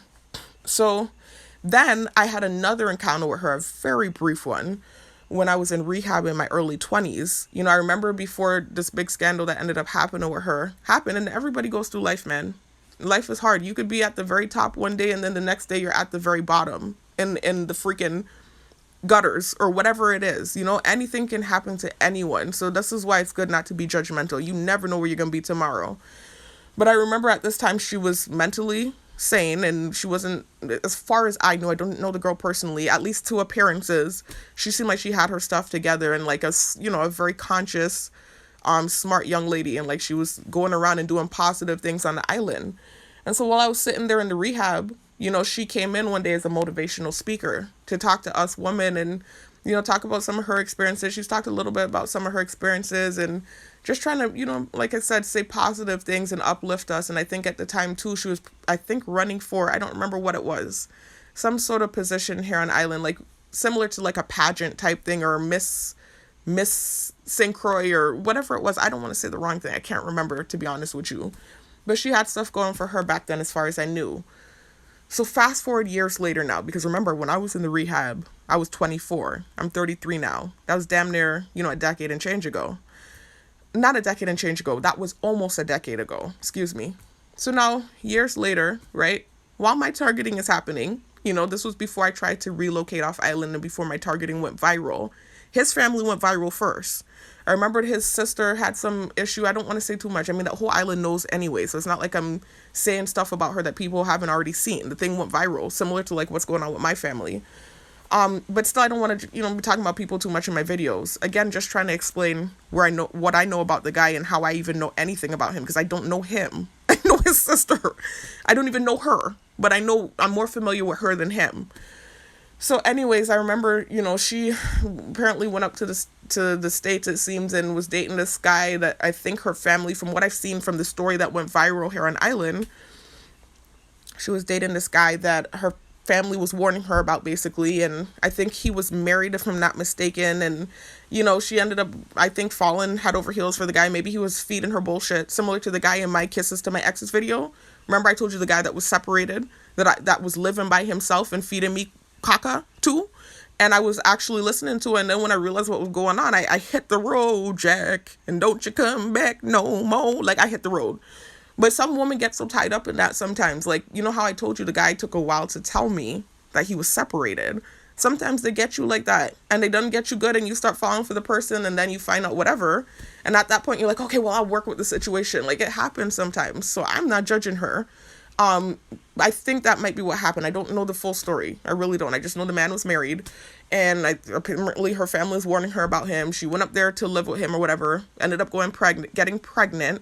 It seems like the guy was abusive and like he was abusing her, and it seems to have caused some sort of like mental breakdown within the girl. Like, she had this mental, you know, like how they describe a mental breakdown where somebody goes off, you know, like that kind of thing. And so she started posting videos just crying, you know, and she literally posted this live video. This is how the whole thing went viral on island, of her having this interaction with the guy as he's like speeding her to the airport, and she's pregnant, and he like dragged her. I don't want to say the wrong thing, but he like aggressively got her out of his vehicle when she was doing the video and stuff. It's like he got annoyed with her, and I can't remember if he physically pulled her out of his car or if he was just cussing her stink and telling her get out his car. But she recorded this and the thing went viral. And so everybody was feeling bad for the girl. And, you know, even though the thing went viral, it wasn't viral like me, where everybody's attacking me and trying to villainize me. Where her was more so like empathy, people feeling sorry for her because she hadn't said offensive things. If anything, it just looks like a young woman that's going through a turmoil and abuse in a relationship. And so that's what it was. Everybody was more so rallying together, trying to get her home and support her. And then when she actually got home, it seemed like she was still off mentally. And so she started to post like these viral videos of her doing things that were inappropriate. And, it ended up turning out that she made a OnlyFans, and, something inappropriate was posted there. And so she did start getting backlash on Island. It turned from people trying to support her and empathize to people kind of attacking and judging her. And it wasn't everyone. It wasn't, again, a situation like me where I've said offensive things. You can see that I'm mentally sane. So it's more so like, attack that bitch. Where her, it was more so like, you can see this person is mentally off. Certain things are happening. She just came from an abusive relationship. She's not saying offensive things, but people still are judgmental and mean, right? And so when she started posting stuff that seemed inappropriate, that's when people started, it seemed like, to attack her. My family, right, was one of the people that was writing supportive stuff underneath her stuff, even when she started posting the inappropriate stuff, because that's just the way we are and the way we were raised. We could clearly see something's not right with the girl mentally. So it's not something that you're going to start throwing stones at the person for. So I didn't understand some of the people that were being so nasty. I could not understand it. It got me so angry. But anyway, at the time I was targeted, but it wasn't viral. So my shit wasn't viral. It was just blowing up. Their shit was viral. Her stuff was viral, and that's what everyone was talking about on Island at the time. This was before I tried to relocate off Island. So this is how I know about him, because he had then posted this video where he was kind of explaining the situation, because some people were saying, where's her family? Why aren't they supporting her? Why aren't they helping her? This and that. And so he was posting this video explaining kind of the relationship between the family and her, and what's been going on for years, and blah, blah, blah, blah, his side of the story, their side of the story. He was like a spokesperson for their family. So I remember liking his video because I was friends with him on Facebook. I've been friends with him for years. It's just one of those people you end up friends with. These close mutual friends, small island, same age group. I don't remember how it happened. Him and I were friends on Facebook. So that's how I know of him. I don't know him other than that. I don't know that. I've never had any interaction with this guy. Don't know him like that. So anyway, off and on, when I started going to the gym, he was one of the people I would see sometimes. He never told me anything. He mind his business. I mind my business. He wasn't one of those dudes that was like trying to help me with machines. He wasn't one of those dudes that was trying to make eye contact with me. He wasn't really doing anything other than just going to the gym and genuinely working out like what I was doing. So that's what I knew of him. I was like, oh, that's like you see the face and you recognize it. And my memory is good. I've told y'all already, I have the memory of an elephant. But also, too, remember, he was infamous at this point, him and his family. So I definitely recognized him. Well, I just minded my business, doing my thing. And then I noticed last year, I want to say midway through the year. Not midway. It was like later in the year. Like around, I don't remember what month, really. I'll show you the videos that he ended up liking. But I've been doing some incredible stuff in the gym. Not to sound cocky or like full of myself, but I have been doing some incredible feats for a female my age that's not really a power lifter in the gym. Like I said, squatting 320 pounds, not with the barbell. Not gonna lie, that's on the other squat machine. But with the barbell, I've gotten to 270. I've squatted 270. I'm not doing it recently because I want to be more comfortable in the squat. I want my legs to be stronger. I want to be squatting 270 and not feeling like I'm about to cave in. So this is why now I'm only doing 250 on the Smith machine. I went down in weight. Last year I was squatting 270 on the Smith machine, but it was very hard and I wasn't able to get an ass to grass. I even recorded myself doing it, right? But now I'm just doing 250 and trying to build the muscles. And when I get strong enough and I can squat 270 comfortably, then that's when I'll start doing that again. But anyway, last year I was doing it, 270, and I was recording myself because I was like, damn, I'm up to 270 now. This is a big deal. I was recording myself when I was putting it on Facebook. And so I remembered around this time too, when I started posting this stuff, and that was more towards the end of the year. I have a bad warped perception of time is what I'm realizing, y'all. I think that was more towards the end of the, I can't remember, y'all. It was like maybe October, or like around the time when I was about to start the new job is when I think I was doing the 270, maybe a month prior to that, to when I was about to start the new job, which was November of last year. So I was probably squatting at around maybe October, September, right? Maybe like September or August. August was probably when I was squatting the 270. Trying to remember. Probably like around August was when I was squatting the 270. So anyways, I remembered a lot of people were viewing the videos and liking the videos and stuff. Let me go over to my Facebook to show you. I'm not going to show you who liked it and who didn't. I'm just going to show you the kind of views I was getting on it.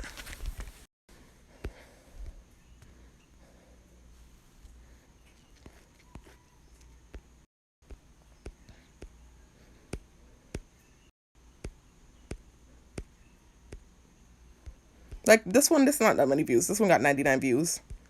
This was the one, 123 views. That's still not a lot. I've gotten more than that, but I'm just saying, like, the thing was getting some traction, right? When I was doing these squats, right? On the Smith machine when I was doing the 270. So when I posted it, excuse me, I'm gonna come off of this. Come off now.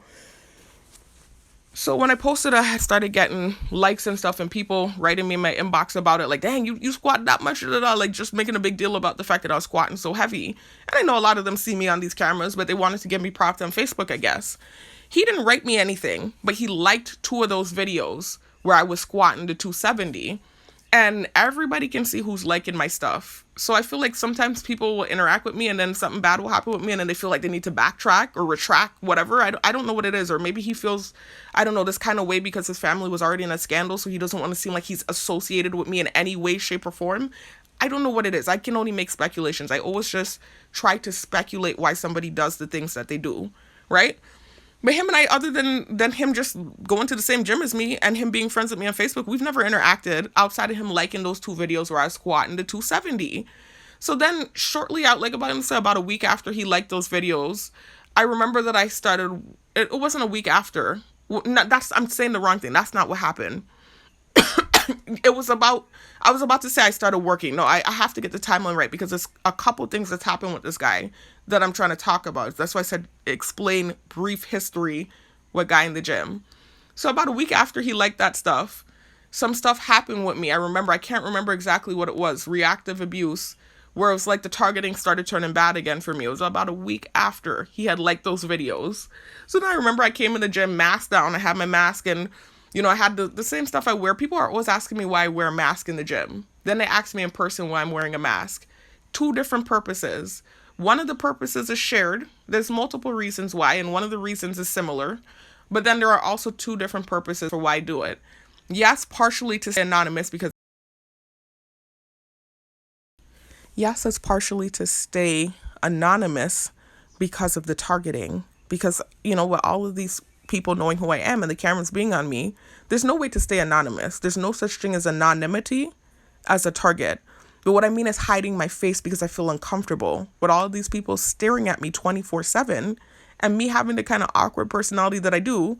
I mean, at this point now they're painting it like I have split personalities because one minute I'm acting pompous and like, a pit bull, and then the next minute I'm acting awkward. But it's really just that it's me now in targeted form. So I've grown a real backbone, y'all. But at the same time, I'm still the awkward, shy girl at heart.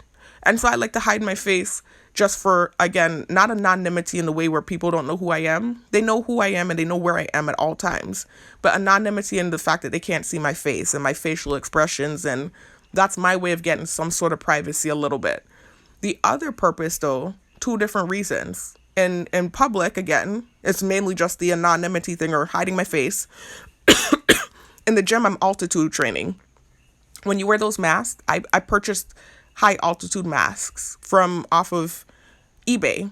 And when you wear those masks, it helps to build your breathing, right? It strengthens your lungs. When you work out with those masks on, those masks make it hard to breathe. You have little filters or little holes where the air is coming in. And so you're only getting a little bit of air in while you're doing this intense weightlifting. And I wear it while I'm jogging too. So it strengthens the lungs, y'all, and the cardiovascular system. It's called altitude training. So that's why I wear it in the gym. But I've had people ask me all the time about it. And some people tell me I look like a superhero. And so I kind of go along with that now. And I be calling myself superhero. Even earlier today, I had this guy asking me about the mask. And I was telling him I'm a superhero. He was laughing, right? I just be telling him that now at this point. Because I do feel like a superhero, though. When I'm lifting all this heavy weight in the gym and I'm dealing with the burden of this targeting and not caving in. And I'm kind of starting to feel like, I keep saying this, like Storm from X-Men. And, they like to put the X on targets. I've been feeling like Storm from X-Men or something like that. Or a mutant or some crazy shit like that, But anyways, so I remember about a week after him liking the pictures and then me getting like backlash for some sort of reaction I was having. I can't remember what it was. I walked by him in the gym. He was weightlifting. I saw him watching me, and I just, walked by. I don't know him like that to hail him up. Even though I saw he had liked my videos, it was just like I have had several guys in the gym like my stuff.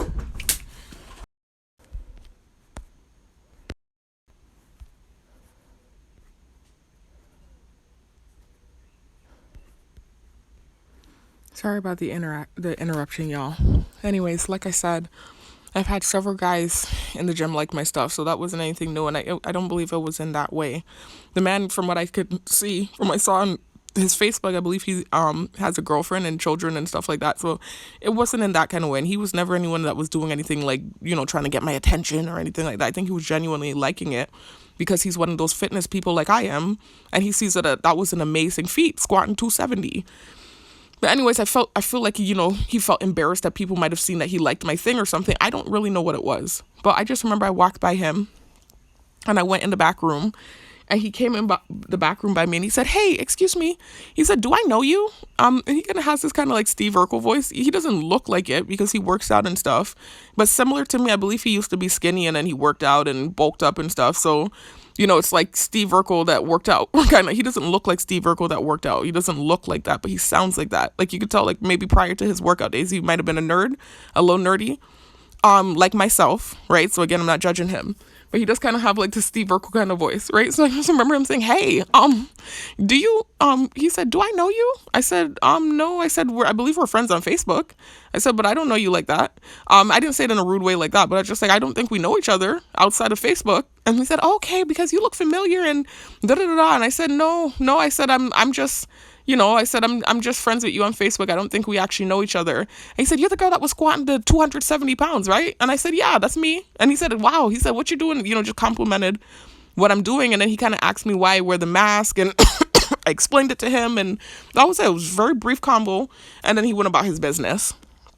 So I noticed the next day now I saw him there, and he was sitting on the machine, and this was after things started getting gnarly for me in the targeting. Remember, I had started having some reactive abuse about something. I said something offensive outside of the gym. I can't remember what it was. Again, it was a reaction. But I remember I was getting backlash again for it, right? It's off and on with the programming. One minute I'm okay and I'm never totally in the good. While I'm targeted, I'm never totally in the clear.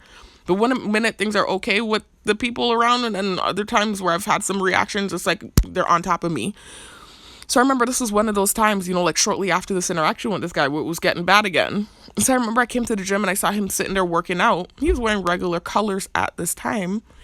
And I remembered walking up to him and just going to dops him up now, because at this point now him and I have had a convo. So I'm not going to pass him straight. And I was going right there by the weight rack to get some plates.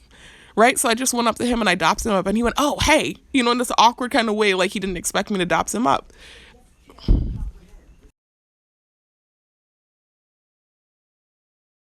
So anyways, he said, "Oh, hey," in this awkward way, right? Like I'm sorry, I'm getting backlash for this video. Again, I can't even speak in my room. I'm not even talking loud, y'all. It's so irritating. I'm not even talking loud. Anyway, so he, he seemed like he didn't expect me to dops him up. I think he doesn't want to really be affiliated with me like that. But because he went out of his way to talk to me the last time, I was looking at him as one of the other guys now in the gym that have talked to me that I would hail up. So I went and I dops him up, and I kind of got a weird vibe from it. But I was just like, okay, I just grabbed the stuff and I started doing my squats, and I noticed he started behind me making the noises, that some of the guys make when they're trying to antagonize me, that noise that they go, like they're going, He started doing that behind me. So I was like, oh, okay, this is weird. I was like, he's probably trying to hop onto what's going on right now. This is kind of how I felt, and probably doesn't want to be associated with me, So I was like, okay, I catch it now. I won't hail him up again, right? So I did my squats, and the next time I noticed I came to the gym, he was wearing red and white. Never seen this dude wearing gang stalking colors. Always coming in regular colors. I noticed he comes now in a white shirt with this red thing wrapped around his head. And so I was just like, okay. And so I remember I sat down, he came out of his way to daps me up, right? So he walked by me, he daps me up. So I gave him a dap, so I was, like, okay. And I kind of caught into what was going on. I realized that he don't want to be affiliated with me. And I think when things started getting bad with me that week, after he had already liked my stuff, I think that's why he went out of his way to ask me if he knew me, as a way to, I guess, explain liking the videos or whatever it was. I don't really know what it was. But I think he wanted to make it clearer that he's down with the program, right? So when he walked by and he dopped him and he's wearing those colors, I was like, this is fake. You know, I'm just like, what is his issue? You know? And so I remembered unadding him after that from Facebook. I don't play that. Like, I'm not with the fake stuff or the weird stuff. You know, one thing, if you move weird and you're making the noises, I would have never, you know, I don't really talk to people in there. They talk to me first. Anybody that's ever, I've had any conversations with in there, because of the kind of personality I have. Not, I think I'm better than you, bow down. It's more so just the kind of personality I have. But because he had went out of his way to compliment the squatting, the 270, right? And he had had a brief convo with me before. I now was looking at him as somebody that's, I wouldn't say a comrade, not that serious, but someone I'm cool with. So I'm grabbing the plates and he's right next to the plate machine. That's why I just put my fist out and I dops him, like what I do with some of the other guys in there. I did not know he would have, you know, started to feel, you know, I guess this kind of way, like it looks like we're associating or whatever it was he's thinking in his head, right? So after he walked by me in the red and the white thing and he dops me up, I was like, okay, I see what's going on here. You know, I'm like, let me unadd this dude. So I unadded him, and every time I saw him, I just kept my head straight back to how it was before. And just kept doing my thing in there. So now, about a week ago, you know, he just randomly, while I'm using the leg press machine, this was literally about a week ago. That's why I put the tick there. I'm using the leg press machine, and I'm, you know, I do heavy stuff on the leg press machine too, 250 pounds, right? I'm there doing the leg press machine, and I do 270 pounds. I do 270 pounds for 20 reps. And then for 50 reps, I do 140 pounds on the leg press machine. So I finished doing it and I get up and I'm taking the weights down, the plates down, and it's quite a few plates. And I noticed he hopped on the other side of the machine and starts taking the plates off on that side. So I looked up and I had my earphones in, my music was going, and he said something and I didn't hear him. And so he paused when he said whatever he said. I didn't hear what he said. And so I took my earphone off and I said, oh, okay, thank you. And he paused and then he said, you know, he looked at me this kind of way and he said, no problem. And I said, okay. I said, how are you doing? And he said, I'm great. You know, it's just weird how he said, I'm great. And remember, they sensitized me to the word great. So I was like, okay. I said, you look like you feel great. I said, you got a lot of energy. I said, I need some of that. That's all I said. And I just continued to take my stuff off and I went to use the Smith machine. I don't know what the man said when I had the earphones in, but I couldn't hear him. So he paused and it seems like I offended him. I don't know what he said. I didn't hear him. And so, you know, when I asked him, well, hey, I said, thanks. I said, okay, thanks. I said, how you doing? He said, great. You know, and then it's just weird. I don't understand what's going on. So then he hopped on one of the machines behind the Smith machine and he starts making the noises. I'm like, what is this dude's issue? Like, literally, I unadded him now because of whatever. I see he don't want to affiliate with me. No problem. You never had to in the first place. No disrespect. But now we don't associate. We ain't telling each other anything. Why hop now to help me do something just to turn around and do strippiness? You know, that irked me so bad. This is why I wrote the thing in the list to talk about it. I was like, what is going on? So I remember him just going ham with the noise campaigns in the background. This was last week, you know, and doing weird stuff. And so this is why I started making the noises back. I've done it before, not with him, with this older guy. I made a video about it. That's affiliated with a judge that was being there in the gym too. Remember I told you it seemed like the judge was riding for the dude that I said the offensive stuff about in the prior videos? This older guy that's associated with that judge, he was making those noises too at night, and I remember doing it back, and every time I was squatting the heavy ass weight, I would announce it in my head like 250, and as I'm getting up, I would out of my mouth make the noises that they be making. I was like, oh, and acting like it was so heavy and stuff. So I started doing that this night, you know, and just going ham. And I'm mad I had that reaction because it was like I gave what was wanted. You know, I gave this stupid ass reaction. And he looked like he felt satisfied that I reacted that way. Because then as I'm leaving and I'm walking to the back room to get my phone, he purposely walks in front of me in this macho way and goes in the mirror and starts posing and stuff. So I remember thinking in my head, he's literally doing this because he just helped me on the machine. I literally thought this in my head. And I said, how lame and stupid. And so then and they could hear my thoughts, by the way. And so I remember going to the back room and getting my stuff and just being so annoyed. And so I made a tick about it to talk about it because I'm just like, what is this guy's issue? And I actually always thought he was this cool, irie person. You know, he's into, from what I saw on his Facebook, conscious stuff, you know what I mean? Conscious living, eating healthy, kind of the same way that I'm not doing it. I'm not living lifestyle, but I know about those things, eating healthy and eating organic and holistic. And he's actually living that lifestyle. I used to live that lifestyle. Recently, I've been slacking, but I know about that stuff and I am into that lifestyle, but we are both into the gym lifestyle. So, I mean, I found that relative and I thought he was cool like a lot of these other gym guys. But I'm just like, this dude seemed like a conscious guy and he's doing all this stupid crap. It's just lame. Like, why even interact with me then? If you don't want any affiliation, then stay unaffiliated. It's just ridiculous. And so that's what made me, put the tick here to talk about it. Because it irked me so bad. I wanted to talk about it.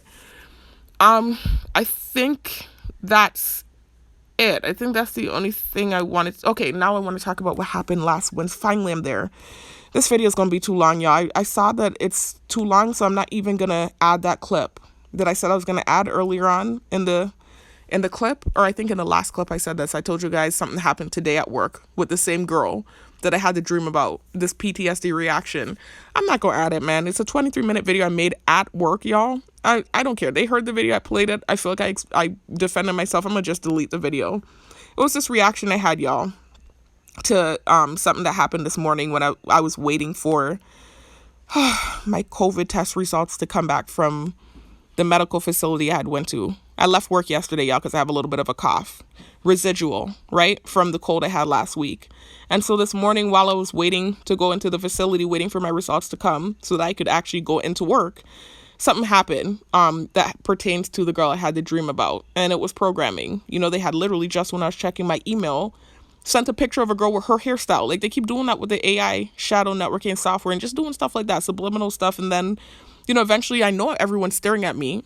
I'll have a reaction to PTSD or whatever, to sensitization, and they run with it. So I made a video about it earlier. I'm not going to add it to the video, though, y'all. It's going to be too long. But let me talk about what happened at work last Wednesday, y'all. This is the last thing on the list to talk about. Finally, I'm done with this video. And this kind of plays off of what I was saying in the prior clips when I told you the reception that I got from the inmates when I first started versus when they learned about me was so different. This is kind of what happened last Wednesday. So I have a different hairstyle, y'all, and not everyone has seen it in the facility because they put me in different locations in the jail. And recently, a lot of the times they'll put me like in the front, or they'll put me in like medical, or instead of over the units by the guys, right? So I got some cornrows in my hair now, and I've gained a lot of weight too. It's crazy how the weight's just packing on, right? So I'm gaining a lot of weight, and I'd be wearing the masked up and stuff. So I know I'd be looking different at different times. The inmates are trained to move a certain way with me now. Again, not as receptive as they were when I first started working there, right? And they're meant to. So if you're a female and you're new in the facility, they're going to be checking you out. It don't matter really who you are. If you're a female, you come in, you ain't bad looking, they're going to check you out. I remember the same girl that I had the dream about. I remember her and another girl. That when I first started working there, they were talking to me about some of the inmates and the reception I was explaining to them what happened and, what was going on with my pants and this and that. And they're like, oh, that happens with all the females in here. They said, if you're a new female correction officer and you're not bad looking, they're going to check you out. Like, that's just how it is. These are men in prison, they're not getting to get out there and, whatever. It's just how it is. So, that's understandable, but that first week, that was what was happening. Again, this is what happens with all females. But then when they learned about me, y'all, the reception was so different. I'm telling you, you could tell they had learned about me, right? So last Wednesday, I think they didn't recognize who I was because that same week, after the Monday when all that stuff happened with the guy that was doing the directed convo and then the Jamaican inmate that was looking at my picture and the playing of the basketball and the girls taking to my head, that whole big long saga day. After that, right, the day after, or I think it was 2 days after, the day after that, on the Wednesday, yeah, it wasn't the Tuesday, it was the Wednesday, I ended up in that same unit, but this time in the unit was this older female officer, and that's who I was sitting under. And on the other side of the unit was the same young girl that, is the daughter of the New Yorker guy that sat in for the correction officer that was doing all the directed convo and the reason why I left and sat outside to draw on Monday. That same girl was on the other side of the unit this day. So we're in the same proximity the whole day, right? So this day I was up there in the units and I know I look different. I have a different hairstyle and stuff. And so I think they probably didn't recognize me, didn't realize that who I was. So I remember the older officer was back and forth on her side and that side because that girl, again, is new. And so sometimes she needs help. She wasn't there all the time. The girl was holding her own over there. But something happened where the girl was going to do head count on the floor. And so the older officer said, hey, let's go out on the floor with her. So I remember going out there on the floor with her.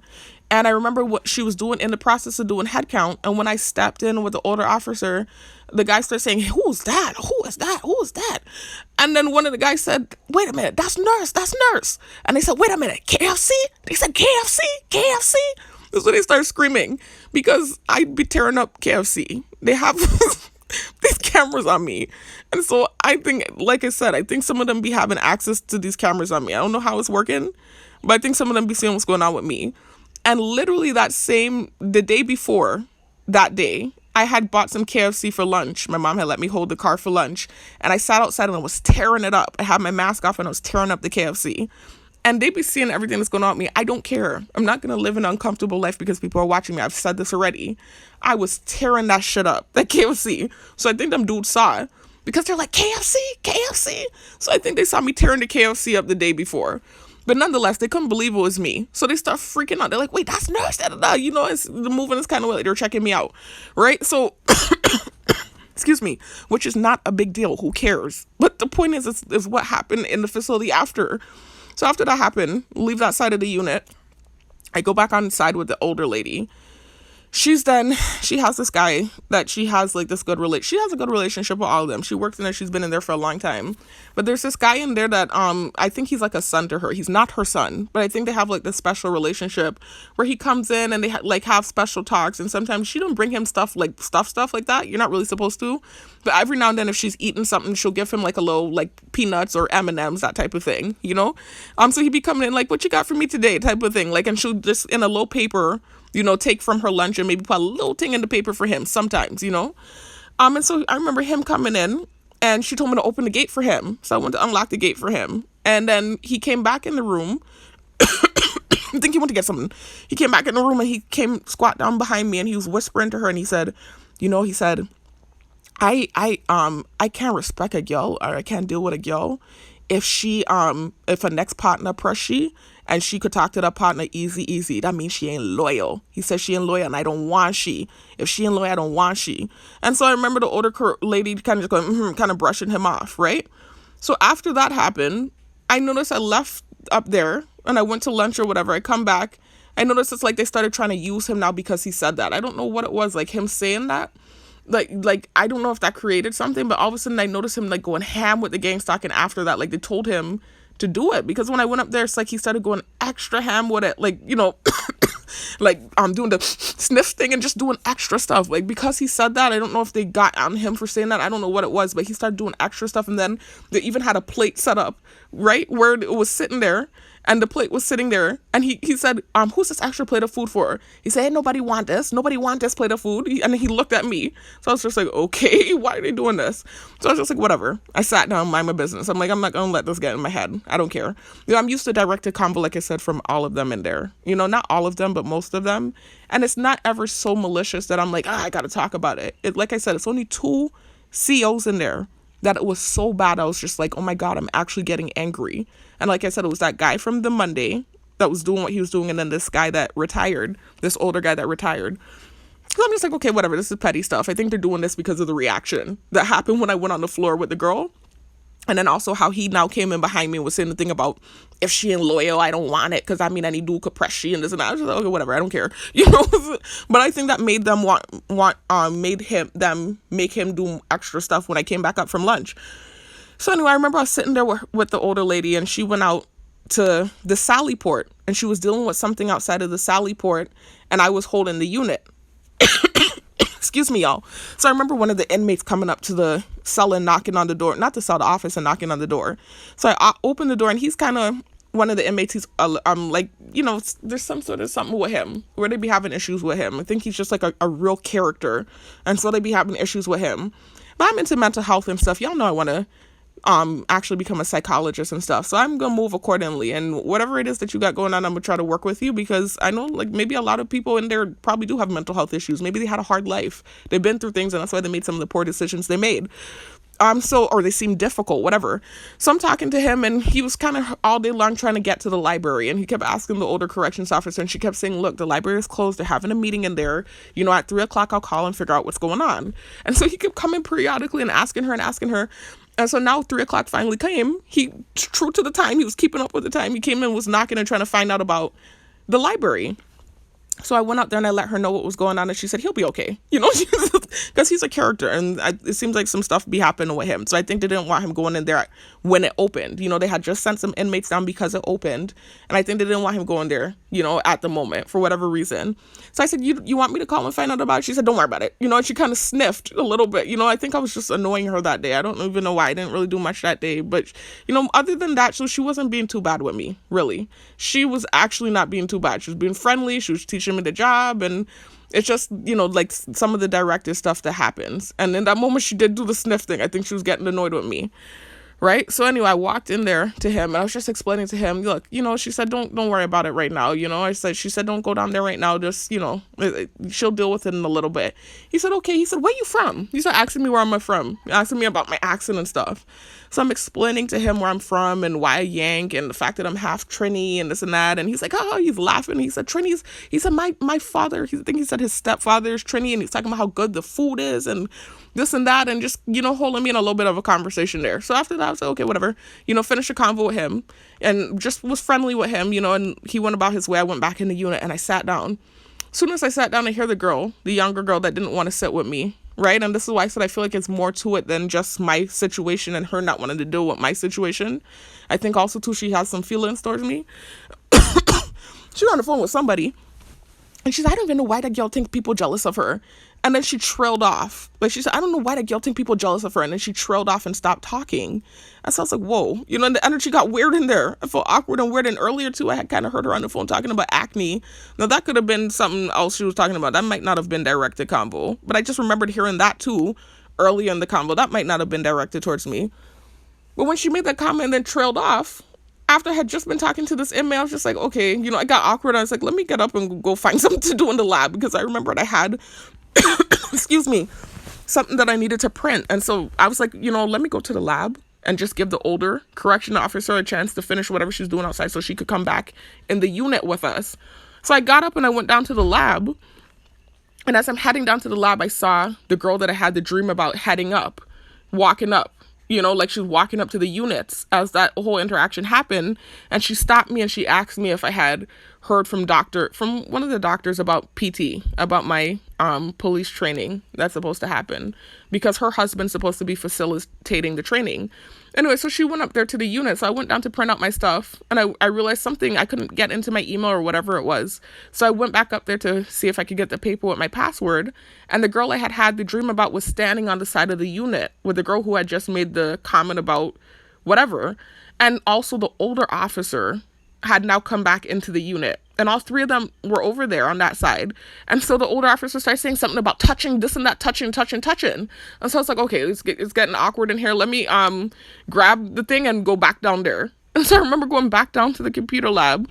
And then when I came back up, in the video, y'all, when I came back up, things were regular. The older officer was back in her seat and the younger girl was in her seat, and the girl that I had the dream about had left. But it just was like that whole day after that was kind of awkward, and it seems like this weird thing where, like, I think they communicated with the inmates to move a certain way after that happened. It was just, I don't know, it just seemed different. I can't explain it. It's like similar to, like I said, what happens on the outside, where once people learn about you, they move a certain way, and once they realize that, oh, that's nurse, then it's just like it gets kind of awkward, So I just remembered that day in particular, though, it just seemed like, I don't know, just kind of like a weird energy. I don't know. Not to, make anything, but it was kind of like, just to me, again, reminiscent of how they try to make you feel like this unwanted thing. And not even just talking about my job, not at all, because this has been happening way before I started working there. That's just a tactic with the program where your self-esteem has come from, and they constantly are sending me stuff about my looks and insulting my face and making it like I'm stink and trying to make me feel like this stink unwanted thing. They know I don't stink, by the way, y'all. Again, I told y'all that's a tactic they're using because of something I said in my full story about having this phobia of body odor and, being extra anal and this and that, and just stupidly putting my own foot in my mouth. But try to make you, and me specifically in my targeting, in general, that's the tactic they use on targets, by the way, y'all. It's coming for your self-esteem. But in my specific targeting, trying to make me feel like this ugly, stink, unwanted thing, right? And trying to gaslight me with the technology and stuff. And, like, there are actual physical tactics that will be used to perpetuate that false narrative. And so to me, that day was just a kind of a reminder of that. But then also, too, I again want to reiterate, I don't think anybody's jealous of me. Who would be jealous of me? What would I have going on? No, I'm in a horrible seat. I'm in a horrible situation. I don't think anybody's jealous of me. I think, like I said this in one of my prior videos that got taken down. I think similar to Hammond, if you look up the story of Hammond in the Bible, right? He was like this great ruler. You could look the story up that had this horrible fall because he was very pompous and arrogant. Not saying that that's why this happened to me. It's not like I was this pompous, arrogant person before the targeting. It was during the targeting that I took on that disposition and as a reaction to what was happening to me. But nonetheless, it's a similar feeling where the people around you, it would almost seem like has this envy towards you, but that's not what it is. It's more so a disdain and a dislike feeling towards you, and this feeling of maybe satisfaction at seeing you suffer because they feel like you're an egomaniac and they feel like you're this egotistical, stuck-up, pompous asshole. And that's what I think is going on. I mean, a lot of these girls are very attractive themselves, right? So obviously it's nothing like that. You know, a lot of them are beautiful. You know, a lot of them have things going for themselves, right? Have money, cars, etc. Have things lined up for themselves. So I don't think they're envious of me in any shape, form, or fashion. I'm walking. I don't even have a car. I think, again, it's just this feeling of disdain towards me because they think I'm this pompous person. And so I think if anything good happens, even if it's just something as simple as an inmate checking me out, which is not hard to get to happen if you're a female, I think even that is annoying, right? Because they already think I'm this pompous, pig-headed person. I never said I feel like people are jealous of me. I clearly said in my prior videos, I made sure to say this too, was that one of the tactics used is to come for your self-esteem and also impeding the life of the target. And so sometimes those tactics will feel like hating, but it's not hating, it's just tactics. Similar to how a lot of the tactics used on targets will feel like schizophrenia. And obviously you're not schizophrenic, right? But it emulates schizophrenia. So this is what I was trying to explain in my prior videos. I don't think anybody's jealous of me.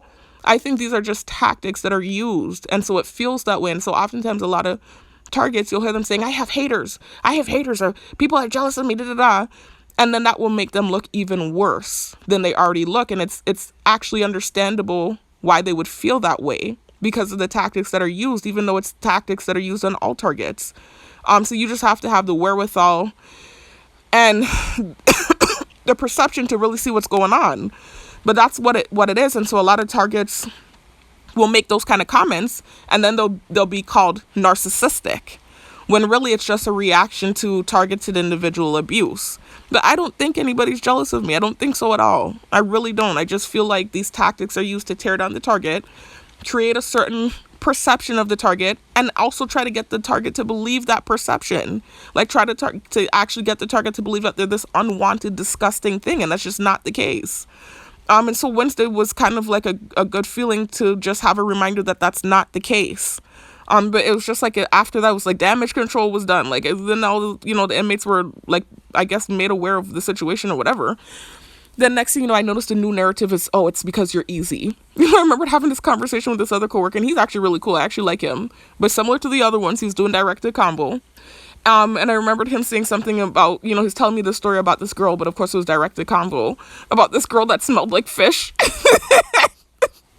They make the false narrative that I smell like fish and my breath smells like poop, and just lies. They're doing it on purpose.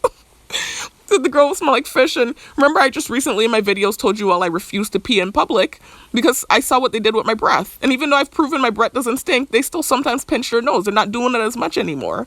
But I said I'm so terrified to pee in public that I'm going home at the end of the day, ready to pee myself, because I'm so terrified I'm gonna pee in public and then someone's gonna come in the bathroom behind me and lie and try to really perpetuate that lie about me smelling like fish. And so I said that in one of my videos, and then I have a conversation with him, and he starts telling me, and it's not slow. He was also talking about rumors and stuff like that, so trying to hint to me again, about spreading rumors, and it wasn't rumors that I was spreading. I don't even feel like going into the details about it, y'all. Again, it's just a misconception, but whatever. So he's, saying that, and then saying this comment about, the girl was, she smelled so bad that whenever she used the bathroom, you would smell fish and it would be this weird smell of perfume and fish in the bathroom. And then he said, but still everyone wanted to mess with her and everybody was messing with her because she was easy and this and that. And I said, wait a minute, because I didn't catch on to what he was doing. I said, wait a minute. So they know she smelled bad and they're still messing with her. I said, they're really nasty. I said, they have to be real nasty. He said, well, yeah, that's how it is. That's what he was saying. And so I was just laughing and cracking up, man. But then I noticed that starting to kind of be the narrative that they started pushing, even with the technology, you know, trying to push it like I'm easy and that's what's going on. Why all of a sudden? No. What it is they didn't recognize me. And so I got the reaction I would be getting if I weren't targeted. And then when they catch on to who I was, they did damage control. That's what it was. And it's not even a big deal either. But it was just like something I wanted to address because it's a reminder of what happens to targets and how they try to paint this false perception of you and make you feel like this unwanted, you know, nasty, wretched thing. And that's just how the thing works. And that's just not the case. But then also too, I wanted to address the jealous thing because I definitely don't feel that way. Anyways, talk to you in the next one. Peace out. That's it, y'all. I'm finally done. My God. Finally, y'all, I'm done. I'll talk to you in the next one, man. Peace out. Done. See my part 1 video and you didn't get to see this workout update at the end of the video. This is just a workout update, y'all. This is from December 30th. I took these pictures and this was for my 33rd birthday. My birthday was actually on December 22nd, but I did not get to put up a birthday post until December 30th.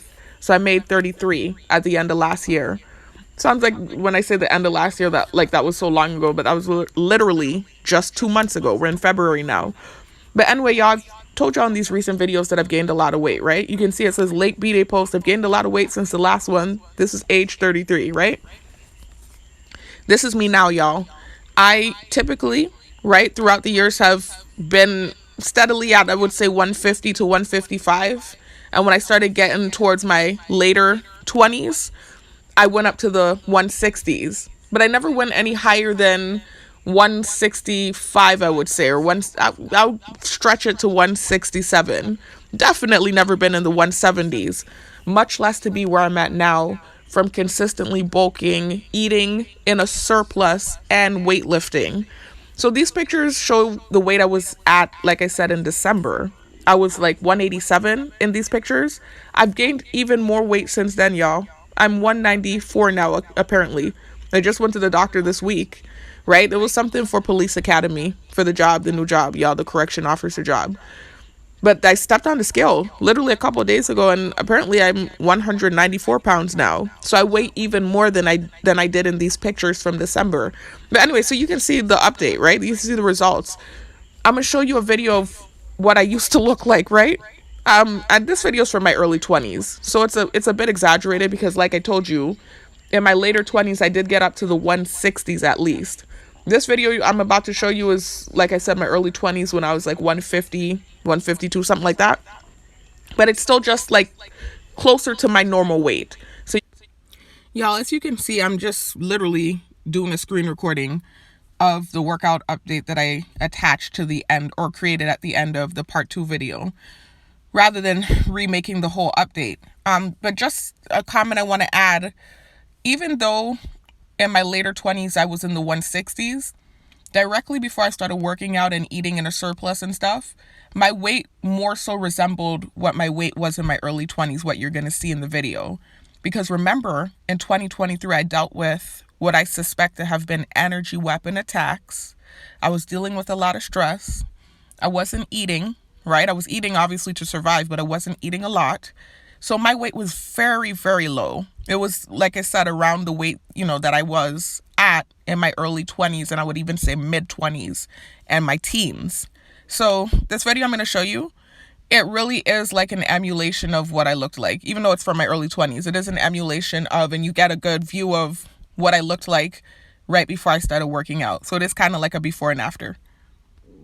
You can see a comparison of what I typically look like versus what I look like now. Sorry, y'all, I need to blow my nose. I'm so sorry. Versus what I look like now from weightlifting and eating in a surplus. So anyway, these are the pictures. Let me go through them real quick. There's this one, this one, this one, this one, and this one, y'all. So I'm getting some results, man. And then, excuse me, y'all. Sorry, recovering from a cold. That's not why my nose is stuffy though. If those of y'all that are OG subscribers, y'all know that I have this chronic stuffy nose that I've dealt with since childhood, and it has something to do with like a deformity. I went to a doctor when I was younger, was told that I have like extra tissue in my nose, blah blah blah. My mom was given the alternative of the choice of whether or not she wanted to sign me up for surgery to get some of the tissue removed, and she gave me the choice, and I chose not to get the surgery. So my nose is always runny, y'all. It has nothing to do with the cold I'm recovering from. Two different things. Anyway, let me scroll up real quick, y'all, and show you the video of what my weight typically looks like. I usually weigh a little bit more than this, but like this is more closer to what I typically look like if I'm not eating in a surplus and working out, weightlifting, etc.